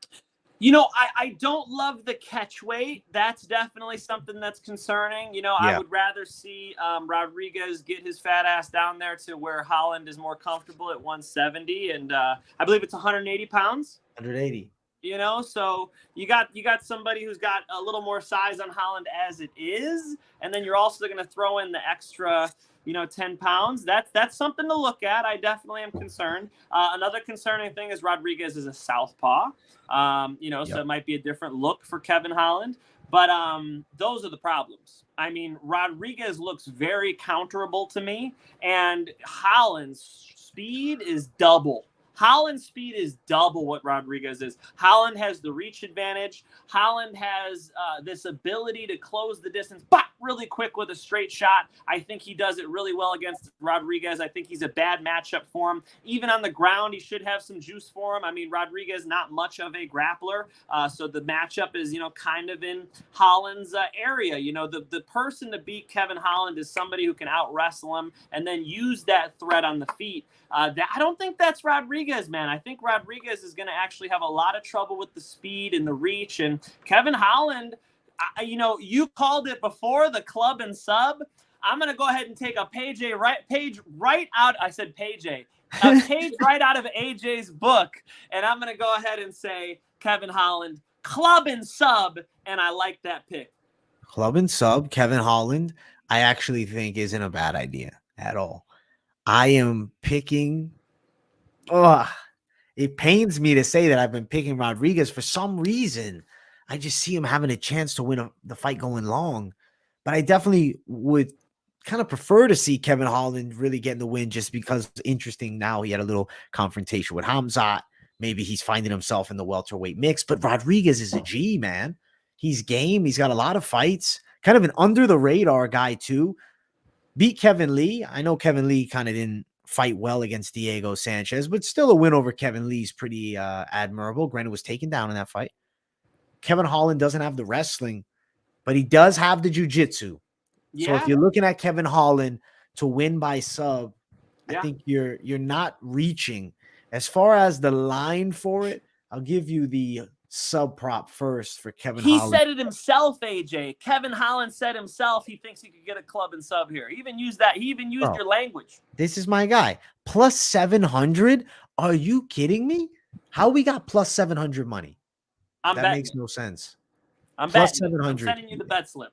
All right, let's go. Plus 700, Kevin Holland by sub. Rodriguez is a dog around plus 170. Competitive fight, man. I want to see the face-offs here because I definitely would say if there's one fight you could see me flip-flop late, it'll be this one. I'll be straight. I think so. I think let's go. Let's bring them over. The weigh-ins are going to have a big factor on the final pick, but I've been liking the chances of D-Rod as a sub. I do want to get to the co-main event. It is Li Jingliang versus Tony Ferguson. The Leech versus T-Ferg. Maybe T-Ferg's final go. Finch, did you see T-Ferg? He's looking a little soft around the midsection. I did not see him look a little soft around the midsection. No, I've seen that he's been training at Jackson Wink. I see that he's been wrestling and doing his thing. No, I didn't see him soft. He's soft? They had a picture up on the UFC's Instagram. and it was T-Ferg, and he looked a little soft, and I saw it reposted around Twitter that he's looking a little soft around the midsection, man. Be careful with these edited pictures, bro. I heard Patty the Batty saying, hey, man, the big pictures everybody's sharing of me are edited to hell. Like, I'm not really that fat, you know? So, I don't know. I want to see him at weigh-ins like you just said. But I know he's been taking the training camp seriously because he took it all the way out there to New Mexico, Jackson Wink. Tony Ferguson lives a town over from me in Costa Mesa. So for him to go out all the way out there to New Mexico, he's taking it seriously. One thing, let's say right on that topic, though, does not look like he put on a freaking ounce of muscle, and I think that's a mistake against the Leech or just anybody at welterweight. Like, you know, build in a, you know, Tony's long and lanky. It would have been nice to see him hit the weights. I think his style of training is not one that's gonna like overly thicken his muscles at this point. I don't know though. Is putting on extra muscle really essential? I guess the key would be putting on like dynamic strength, I guess, you know, in good positions, but how much could he really put on at what, 37? How much bigger could he really like get at this point? Like, I think like how much muscle do you think he could really pack on? Yeah, 3 pounds of muscle, bro. Anything. Okay, I want to see him in fair. the squat rack. I want to see him, you know, because Tony Ferguson is a cardio machine and all that, but it's a 15-minute fight, you know, and he's got Leech, who he's going to need a little bit of explosiveness against, AJ. So I'm just saying I'd like to see him take the strength and conditioning a little more seriously. Him and Nate Diaz, now that we're talking about it, because I'm looking at Nate Diaz and I'm like, dude, he looked in better shape against Leon Edwards. I don't like seeing, you know what I'm saying? I want to see these guys grow into welterweight a little bit more.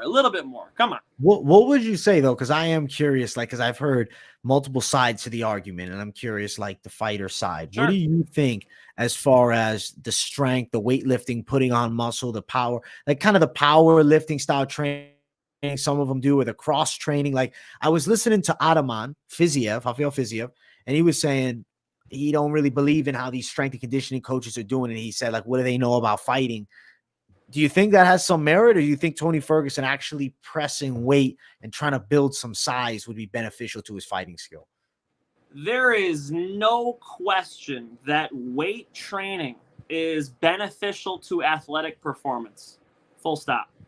Now, what type of weight training you do is very important, right? Like, for instance, Greg Jackson did not like that John Jones was powerlifting. He was doing 1 rep with 750 pounds doing a deadlift and shit. Greg Jackson was like, this is not good for mixed martial arts. This is not what we're trying to do. I completely understand that argument. But to say that no, you know, like Thiago Silva back in the day said that, he's like, I just hit pads and I train, and that's how I, you know, he was pretty big, so I think he's bullshitting. But he was saying he didn't lift weights. He was jacked. He's like, oh, the I drug only testing was different pads. back then, brother.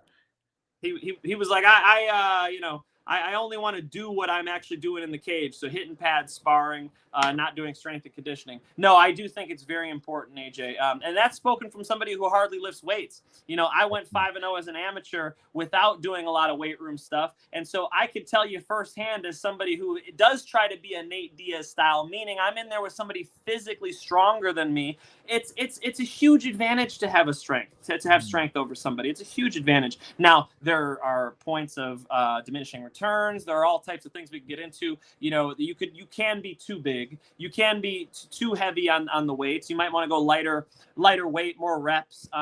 We could talk about this ad nauseum. But what I'm saying is, specifically with these guys moving up to welterweight, Nate versus Khamzat, Tony Ferguson versus Leech, I think that these guys are getting overpowered to the point where it really would help if they were in the squat rack. I think I'll agree to that too, bro.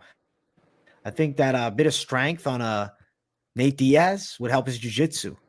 100%. If he was a bit stronger, it would help against these top guys. Yes, he's like, I think what it is, and the reason guys go against it is because, yeah, they're still destroying a ton of people. The technique wins for the 99.9, but when the techniques are near even, the stronger guy has the advantage. That's the ultimate truth. And cardio, that's where it comes down to the training. Yeah. That's where I look at a Diaz where he's going to lack on the mats, especially at welterweight, is he's lacking the strength. Khamzat clearly stronger, but I will say Diaz should have better pure jiu-jitsu than Khamzat. You've brought this up before. You said Rory McDonald threw Nate Diaz around like a rag doll, right? You remember that fight. That's the problem with Nate at welterweight. Yeah, I think that he's against real welterweights. Yeah. Ferguson here, I think the difference could be Leach's power. And bro, T-Ferg, when he closes that gap, that square up that he does, and the chin is so high. At this point, I don't think he takes the same amount of damage as he could, several years back. When you look at his run, Tony Ferguson was known as the guy, boogeyman. He takes a beating and he can come back.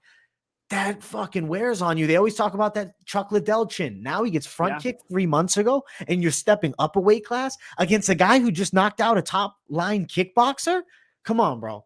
Leach slept Salikov. That's scary for me. I like Ferguson where on the floor. If Tony Ferguson can wrestle this guy, if he can try to grapple and look for subs, I think you have a successful night on the horizon. Problem is, I think Tony Ferguson right now is in that striking style. And he's more in that flow. And I'll be honest, I think Leach might have the wrestling defense for Tony Ferguson, especially Ferguson not really building himself into this strong welterweight. It's going to be hard to take down the Leach, man. Hey, Leach is going to come out pissed off. He didn't get to wear that suit at the press conference. I just totally stole Josh Saunders' joke. So thank you, Josh. Look, that's funny. If that's on Embedded, by the way, for those of you guys who haven't watched the Embedded, which I always do. Look, Leach has got way more power. Leach has got way more power, way more speed. He's going to knock Tony Ferguson the fuck out. I do think this is a great pick. How wide are the odds on Moneyline? They're not looking good. They're minus 330 for Leach, and then Ferguson plus 240. It's not too crazy. That's not too crazy. I like Leach money line. I do think this is a mismatch. I do think Tony Ferguson needs to fight somebody his age at this point, and that is not Leach. Leach is a rising contender. Leach packs a punch. Leach just got off of a win, so he doesn't have that depression of the Khamzat domination. He actually was able to bounce back, and man, I think Leach is a contender. They want this Chinese young prospect to come up. This is the right fight for him at the right time. I think he knocks out Tony Ferguson. I think so too. I think so. The hooks are dangerous. I like it, man. I liked breaking down this fight a lot throughout the week. I did an individual fight breakdown for that, shouting myself out. If people haven't seen it, you should check it out. Bringing that series back for the co and main events. Nice. But this matchup here was hype for me. I was super excited when I was breaking it down, and something that I'm seeing is just Tony Ferguson's chin being high. I think he's outmatched in the power department. I don't want to say it's over. I still think even with a loss, you can go veterans way out and do one more. But if he wants to be taken seriously at all here moving forward, he has to win this fight. If he wants any shot of fighting McGregor's or anybody like that, he needs to win this one and win one more to get back in the mix. Not easy to do, especially at welterweight. Even just this one, you mentioned McGregor. I think if Tony Ferguson slaps on a Darce choke and strangles Leach, I think he's right back in the mix. Yeah, you could throw him right in there with Conor when Conor comes back. That would make perfect sense. And Tony is super dangerous on the ground. I've been picking against Tony for a minute here.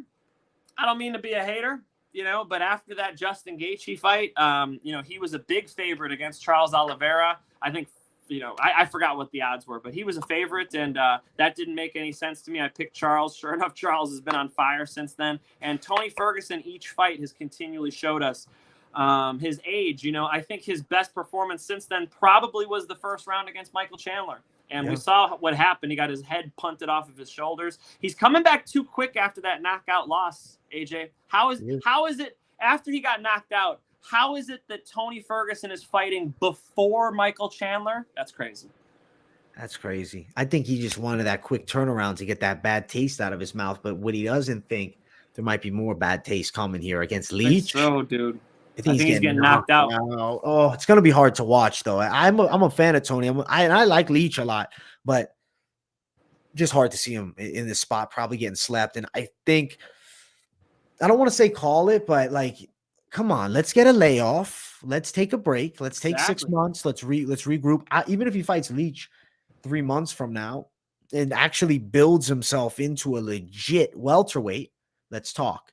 But this is lightweight T-Ferg, who's 38 years old, who's fighting a guy who's knocking out good strikers. Santiago Ponzinibbio sleeps him in the first round. It's an impressive win. And then Santiago is still he's solid level. I don't know. I think Leach is dangerous, bro.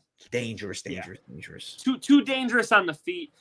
Dev the dude in the chat, rest in peace, T Ferg and Nate. Oh man, it does feel like feels like it's their execution day. I don't know. This is brutal. Yeah, the two lightweights who have been causing a ruckus are getting some problems on this card. Yeah, I got to go with Leach KO, AJ, and we're doubling up on that one as well. Plus 125 for Leach by KO. I will mention Ferguson by sub plus 850. Wow. Gets it. That's the number one way he wins this fight. Let's be honest. I don't think he's going to get a decision. No. I don't think he's going to be able to strike very well with Leach. I think he's got to wrestle and get a choke. And so if you're a wild man, hey, that plus money is pretty damn wide. That plus money is wide, but I'm worried, man. I'm going Leach. Knockout with Finch, man. But hey, maybe look at T-Ferg for the Hail Mary by sub.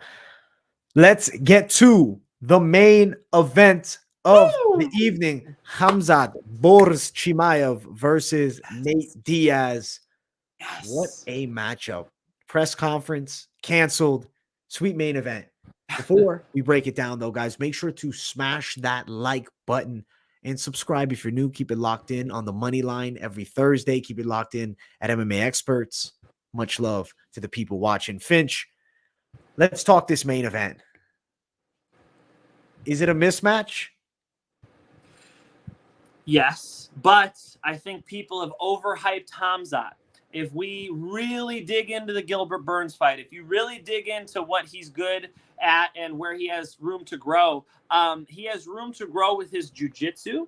If we remember the Leach rear naked choke, he was doing like the 1990s rear naked choke with the hand on the top of the head. His head was like right in the middle. He couldn't quite get it. You want your head next to the person, and you want to be here when you strangle somebody. Khamzat apparently did not know that. And that's too bad because you want to see this guy kind of put the full MMA game together. You don't want to see just a wrestler out there.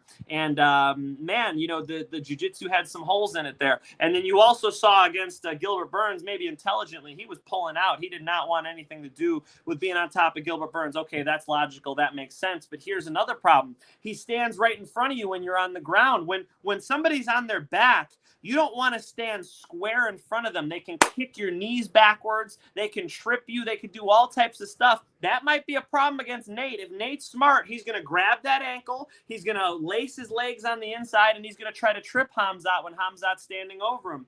And then another problem is Khamzat's cardio and emotional, right? It's a 5-round fight, so he does get emotional in there. He does like to blow his gas out, and I do think that there are a bunch of questions around how professional, how reserved, how conservative, how smart is Khamzat in that cage, or is he just a wild man? I killed this guy. I killed everybody. Sometimes that mindset is not what makes champions. Yes, champions are made because they're intelligent, because they win, and he walked the line of losing that Gilbert Burns fight. If he was like a video game character, you could imagine playing him in a way where he would dominate that Gilbert Burns fight. That's not what he did. His coach was pissed off. He got sucked into a firefight. So there are question marks around Khamzat. You know, don't get me wrong. This is not the second coming of Jesus. This guy is still young in the game, and he's just getting big names right now. He's fighting Nate Diaz. Anybody who's listened to me, you guys know I think Nate Diaz was the right fight for Conor McGregor, not Dustin Poirier. Dustin Poirier beat Conor twice. I think Conor would have beat Nate. You know, I think Nate's very durable. He's got a lot of qualities that you could really respect, the cardio, the veteran move. But damn, is this a mismatch? Yes, Khamzat Chimaev should absolutely dominate wherever this fight goes. Khamzat Chimaev saying instead of the Stockton slap, he's going to show him the Stockholm slap from Sweden. Like and I think that he's going to do it. I think he's going to slap Nate Diaz in the face. I think he's going to get on top of him. And just like Khamzat said at the press conference, he's going to try to go for a record number of slaps. He's going to slap him 100 times in the ear. I believe it. My question here is, how much does Khamzat play with his food? Because that's my biggest concern in picking this fight. It's not who's going to win. I'm pretty damn sure Khamzat Chimaev is going to win just like everybody else is. But how is he going to win? Is he going to play with his food? Is this thing going to go 4 or 5 rounds? That's my question here. AJ, I'll let you jump in there before I give the official pick. But, of course, Khamzat Chimaev. It's Khamzat Chimaev on my end too as the official pick, but how does he get it done? I kind of think doctor stoppage would be possible. Throw some elbows. I think if he does get on top of Nate, throw elbows to slice Nate up, and then you might be looking at a TKO. If you even slice him up, right, and then there's ground and pound going, more apt for the ref to jump in and stop it if he sees a bloodbath. He wants to call the fight, regardless of how ferocious the ground and pound really is. Problem is, what happens if Diaz does survive? Khamzat goes out trying to kill Nate Diaz. Round one ends. And say he bangs on the feet with him even. What happens if he wants to strike and he's cracking Nate and he's having so much success? He's almost stopping him, but Nate somehow is able to survive, right? If Nate is able to take this thing past the second round, 3, 4, 5, it's live for Nate Diaz, I think, by submission, because I am concerned of Khamzat Chimaev gas tank if he's going all out. Main event, first ever. He seemed like little bit I want to say rushing his attacks, like he got fed by the crowd to just go and forget the game plan and scrap. Is that not going to happen here? This is a massive fight. This is a big pay-per-view. There's a lot of people that are going to be at this event. The crowd's going to go crazy when the main event starts. Is he going to be fed into the brawl? It's not impossible. I'm not saying he doesn't touch up Nate. Maybe he's the first guy to flatline Nate Diaz. But if he doesn't, and he gets tired, and let's say he beats him up on the ground, but he gasses, he's got to go to the wrestling. I could see Khamzat maybe getting sub late if he really exhausts himself. Or maybe you just have him grappling, controlling Nate, and grinding a boring decision if you can't get him out of there in the first two. Ultimately, that's not what I think happens. I'm going Khamzat Chimaev by TKO, ground and pound, or doctor stoppage in round 1 or 2. I think it's in the first two for sure if he gets it done, which I think he will. I mean, I could even, people are going to hate this, but I could even see Khamzat submitting him. That wouldn't be too crazy if he beats him down a lot. And I don't think Nate's the type to tap. He could strangle him and put him completely out with some type of a choke. Man, I feel like if Khamzat's on point, he gets him out of there in round 1 or 2. If he's on point, if he doesn't play with his food, if he goes across that cage, gets in his face, uses his jab this time, puts the 2 down the pipe, knocks Nate Diaz on his ass a couple times, gets on top of him, grounds and pounds him with one hook in, Dagestan style, right? The Dagestani handcuff on the far side, which, by the way, we should bring that up too, is not Nate's style at all. When you put Nate on his back, he's Gucci. He's good. He's like, hey, come in my guard. I'll try to armbar you or triangle you. Versus everybody else, what do? You put them on their back. They start trying to stand up and turn away. And that's why Khamzat's able to put that hook in. That's why he's able to grab that far side. So, you could imagine a scenario where Khamzat's actually stalled out on the mat a little bit on top of Nate Diaz, which again is why I bring up the slaps. I think he's going to slap him quite a bit. I think there's going to be a lot of nonsense in this fight. Let me take this from another perspective. This is the right fight for Khamzat Chimaev to go 5 rounds, to be a main event for the first time, because I think Dana also saw that Khamzat needed more work. He saw what happened in that Gilbert Burns fight. This is the place for Khamzat to make mistakes because Nate is not dangerous enough to threaten him like a Colby Covington, like a Leon Edwards, like a Kamaru Usman. It's the right fight for Khamzat. I'm very confident that he wins. The question is how. Let's go with TKO. Let's go with second round. Second round, I like that, man. I'm kind of thinking ground and pound is possible, but could he touch up Nate on the feet and stun him? It's not impossible, man. I think the striking, Khamzat's there. I'm looking at Nate and I'm thinking, what if, right? Nate had the guard, somehow gets an armbar. Khamzat's not tapping either. You're going to see that would be fucking crazy. Breaks the arm. Khamzat gets out of it. Broken arm, TKOs Nate or some crazy shit.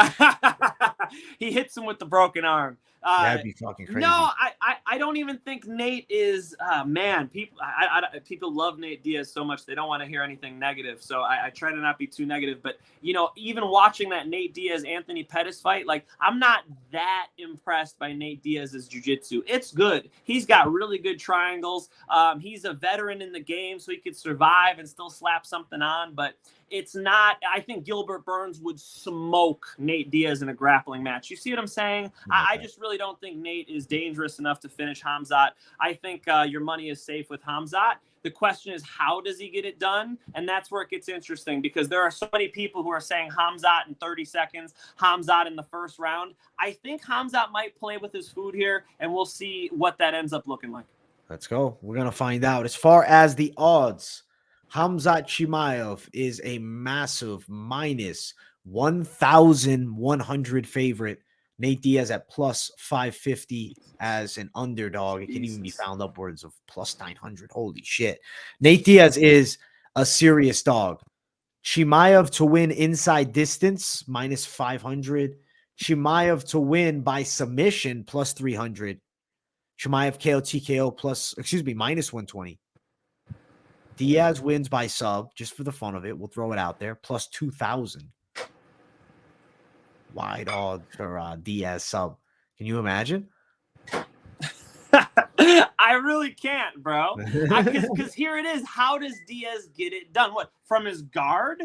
This is how he gets it done. A gassed Khamzat Chimaev just runs out of gas. He's exhausted. Nate hits him with a right hand. It wobbles Chimaev. They go against the cage. Nate grabs the body, right? He climbs the back from against the cage, gets him to the mat, locks it in behind the neck. Like, that's how it would have to be. My God. It would have to be something crazy, like out of a fucking movie. Maybe he chokes him out. I thought you were the biggest Khamzat fan. I thought this was your guy. What's going on here? He's going to win the fight. For, Listen, AJ? he'll win the fight. He'll win the fight.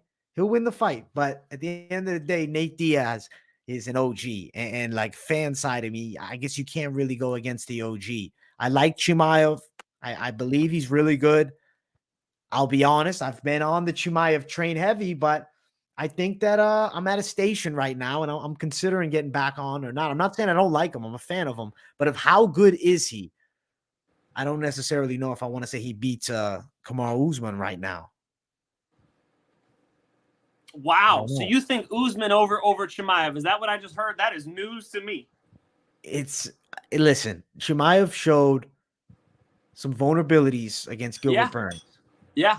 He's not unbeatable, man. At least not yet. We'll see in this fight. If he goes out there and pulverizes Nate Diaz, how they're kind of selling him to be able to do.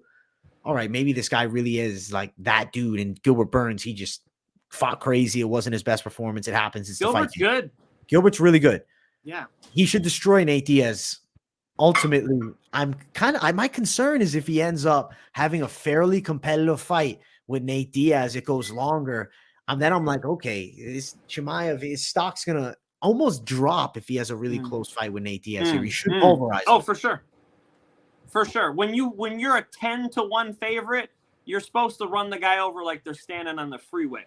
Yes. It shouldn't be close, they say. We'll find out. I'm excited for it, man. Like I said, I think first or second round, I think Khamzat does smash him. It's just like, how many times is he going to slap him? How much is he going to talk to him? How much is he going to look through the cage and point at Dana White and Dana, whatever. So I think, there might be some shenanigans here. So that's that makes me just lean towards like either money line it or leave it alone. But, you're definitely pretty likely to get a Khamzat finish early in this fight. I like it. Yeah, I agree. As far as would you round bet it, now it gets interesting because I want to bring up this one. It is Chimaev wins KO TKO round 1 plus 310. Round 2 is sitting at plus 480. Or you can just get them winning in that round at some plus money. For round 1, it's plus 180. For round 2, plus 325. Yeah, if this fight makes it to the third round, Khamzat's stock drops, unless he truly is just letting him off the hook. If you listen to Khamzat, there's my cat meowing if you could hear. If you listen to Khamzat is saying he's going to finish this fight. So with that mindset, you got to trust him and say round 1 or 2. I agree. Fun question here. Chimaev versus Edwards. Right now, I lean Chimaev because of the wrestling, but Edwards would be a hell of a fight.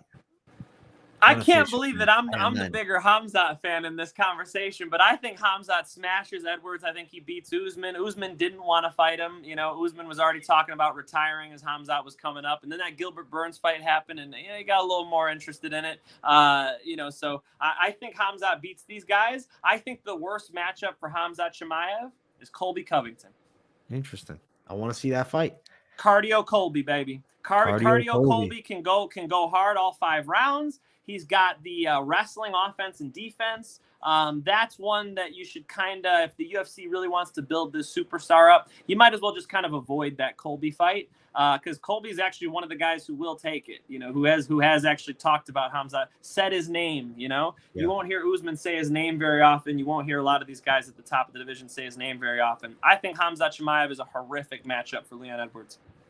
All right. There's the Mike Finch official take.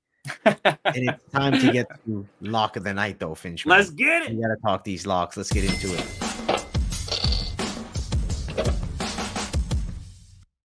Lock of the night for UFC 279, sponsored by MyBookie, promo code Moneyline. Get yourself that playback bonus. Help the team out. Show some love. Mike Finch started off with the lock for yourself. The lock of the night is a pretty straightforward one, guys. We've got an up-and-comer, a guy who's hungry, a guy who has a lot to prove, a guy who's been a fan of Tony Ferguson's for a long time, I'm sure, and now he's going to stand across the cage from him and throw some bombs on his chin, and Tony Ferguson is so far past his prime that he should not be getting in there with Michael Chandler. He should not be getting in there with Leach, and he is. I think this is a mismatch right now because of where Tony Ferguson is at in his career. I know the odds aren't too sexy. Sometimes I give you guys some sweet underdog locks. Today, my lock of the night is going to be Leach by KO over Tony Ferguson. If you want to be on the safe side like me, I'm going to play at Moneyline. Leach KO for the Finch man, but you like money line. Let me give the line. It is minus 330 for Li Jingliang, the Finch man's lock. My lock is going to be, as I throw the $1 million shades on, man, we're ready to go. Hakeem Dawodu, lock it down. Okay, he's going to knock out Julian Erosa. He's too technical. There's a lot of openings that you see with the striking of Erosa. A high kick could come through. I think power in the hands, explosiveness. Dawodu is a lock, and I'm very confident that he wins. As far as the odds for Hakeem, he is sitting at minus 220. I think he deserves that line, and I think he makes it look minus 320. Knockout for Dawodu at plus 250 as well. I like him to win, and I do think he can get the KO here. Very good fight. Very good fight, Finch. Absolutely. Hey, we agree on both of those picks, by the way. Let's go. I like it, man. We're on the same side, baby. Now let's keep running. It is $100 parlay time. All the competition that try to compete, stand back, watch the bomb drop. The $100 parlay segment. Again, MyBookie showing us the love. Mike Finch, for the parlay here, what I really felt good about, and I will throw the shades back on for it as I say it, man, we got to get rid of the rock, we need them. As far as it, I think, to me, it makes sense to go towards, I have to say, it's going to be Dawodu. I'm like, I can't even get it out. Dawodu Aldana for the good money. Like, I think the value of that one is a good play. I understand maybe the Leach side of yours could be a good addition, but I think I got to go Aldana and Dawodu. And I talked about this one earlier in the week. It's plus 120. Both these two should win the fight. I know it's women's MMA, and people will say it's risky territory more so than the men's, but I mean, we see risky shit all the time. At least it's a pretty top of the line matchup in the women's bantamweight division. So I like to play Aldana Dawodu, close money play, good play. And I feel like it has to be talked about on my end as the first official one, the true $100 parlay. But if you did want to spice things up, you could add in close money Darian Weeks to bring you to plus 300. Start the night off. If you really want to be ballsy there, I do think you can get it done. Throw Weeks in it. I'm gonna throw Weeks in there. I got to. Finch, what do you think? I'm a little concerned with Mr. Weeks, man. I get 0 for 2 in the UFC. I'm a little concerned, bro. It's a risky one. That's a risky one, but I think it could hit. It could hit. You could add in all the favorites, and you could throw in, the minus 600 Almeida if you want. You could throw in the Jay Colliers for sure. If you want to add in more spice, or what's the name for Jay Collier? Ain't it? What's the name for you, Mike? Give us the parlay. No. You know, I picked Barnett over Collier, so no way. So okay. My parlay has to lead off with Kevin Holland. I think Kevin Holland is a mismatch here. He's way faster. He's going to be able to counter the slower, more hittable striker that he's fighting. And I really feel like Kevin Holland's speed is just going to be the difference against Rodriguez here. So Kevin Holland, big time. Like he said, Almeida is a huge favorite, but maybe in a parlay. Khamzat's a huge favorite, but maybe in a parlay. So those three would not be crazy to me. Khamzat Chimaev, Jailton Almeida, and Kevin Holland. I feel like you're walking away with some cash, guys. I like it, bro. Let me pull up the exact line for this one. For some reason, Best Fight Odds does not have the Khamzat Chimaev fight in the position on the UFC 279 card. So right now, I can't give you the exact line of it, man. This is unfortunate. We need my bookie. And shout out to my bookie for sponsoring the show. We really appreciate it. Use that promo code Moneyline to sign up. Guys, I feel like there are some good bets on this card. I like, Dawodu. I do like that AJ was saying that one. And Aldana, a lot of you guys are against betting on the girls, but Aldana looks like a pick here. So Dawodu, Aldana, Khamzat, Kevin Holland, Leach. I like these fights. I like these picks. I think that we got Jailton some Almeida great action. Jailton Almeida, he's a good guy to have on the line. I mean, I would say he's close as hell to an absolute. He should dominate the fight. Like right. I don't think it should be super competitive. I feel like it's a solid play if you do add in the big favorites. Sometimes I like to stay away just for the risk of the parlay versus reward ratio. But I think you got some good locks with an Almeida, with the Khamzat. I think they win. And then if you add in Leach, he probably gets it done. You have Dawodu. Now you got some decent money. You went with added in Aldana too. That 5-fight play could be pretty damn A1. I'll be honest. That could be pretty fire. Absolutely. Hey, shout out to the chat for all the love today, man. We've had more technical difficulties on the show. I am talking to my cell phone right now because my laptop crashed. We had our guy call in who was on his way to the airport. Couldn't get the freaking data going over there. I mean, nonstop. And the chat has just been, you guys love the show. So we appreciate you guys coming through every time. Appreciate the love top to bottom. I do see your comments. I just don't want to pull them all up because, we got fights to talk about. But appreciate the love, guys. Thank you so much. We will be here every single Thursday cranking these out for you guys. AJ, are you going to be live for this one? Of course, brother. I'll be live for the entire UFC 279 card.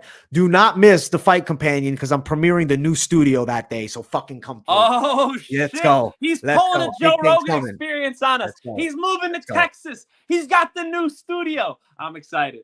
Let's go. Shout out to everybody watching. I will say I'm disappointed with Best Fight Odds because I couldn't fucking list the parlays out in money order. I'm jumping onto my bookie to set it up. But at this point, guys, get yourself some good plus money by running down with these parlays. Let's run it with some good bets. I think we got a card where we can fucking succeed, my brother. I'm very excited. Love it, man. Yeah, super excited for this one. We did snatch up a few favorites there, but I'm real confident in those I just listed off to you guys in the parlay section. So I'll be playing some of them. And I'll let you guys know how I did. And I, as usual, will drop into the chat on that live stream. So we'll see you guys, MMA Experts channel here on Saturday. If I could plug myself, I just got to hang out with Chris Cyborg yesterday, which was awesome. Day before yesterday, which was awesome. Got to hang out with AJ McKee, AJ's dad, Antonio McKee. All that content dropping on my channels. TikTok, Instagram, YouTube, Mike Finch or Mike Finch MMA. Appreciate the love, guys. Check out the Finch, man. Much love, Mike Finch. Appreciate you. You want the best freaking ab workout I've ever seen? It's on my Instagram right now. That was badass. He had Cyborg coming up, hitting the mitts. Oh, I watched that. Yeah. That was sick. I'm stealing it. Yeah, that's a good workout, man. You get the fucking core on you, bro, and you'll be able to throw some more pop from those abs. AJ, you're a personal trainer, yeah? Listen, man, I can train some people if need be. You know what I'm saying? See, AJ knows what he's talking about. That's all I'm saying, guys. We got a free ab workout for you. Check it out. Chris Cyborg's got some freaking abs on her too. Let's go, champ. Mike Finch, much love, brother. Much love to the people watching. You. Smash the likes. Smash the likes, brother. As Khamzat would say, smash the likes. And make sure to subscribe. Keep it locked in at MMA Experts because I'm dropping content every day of the week. Make sure to watch this week's Best MMA Bets that I dropped yesterday. And also definitely check out the individual breakdowns. I got to shout them out because I brought them back. Individual fight breakdowns. Don't miss them. I don't know if the algorithm is pushing them, man. So I got to give them a little plug in this one. Much love, Finch, man. Much love. Peace, everyone. And we will see you all next week. Woo!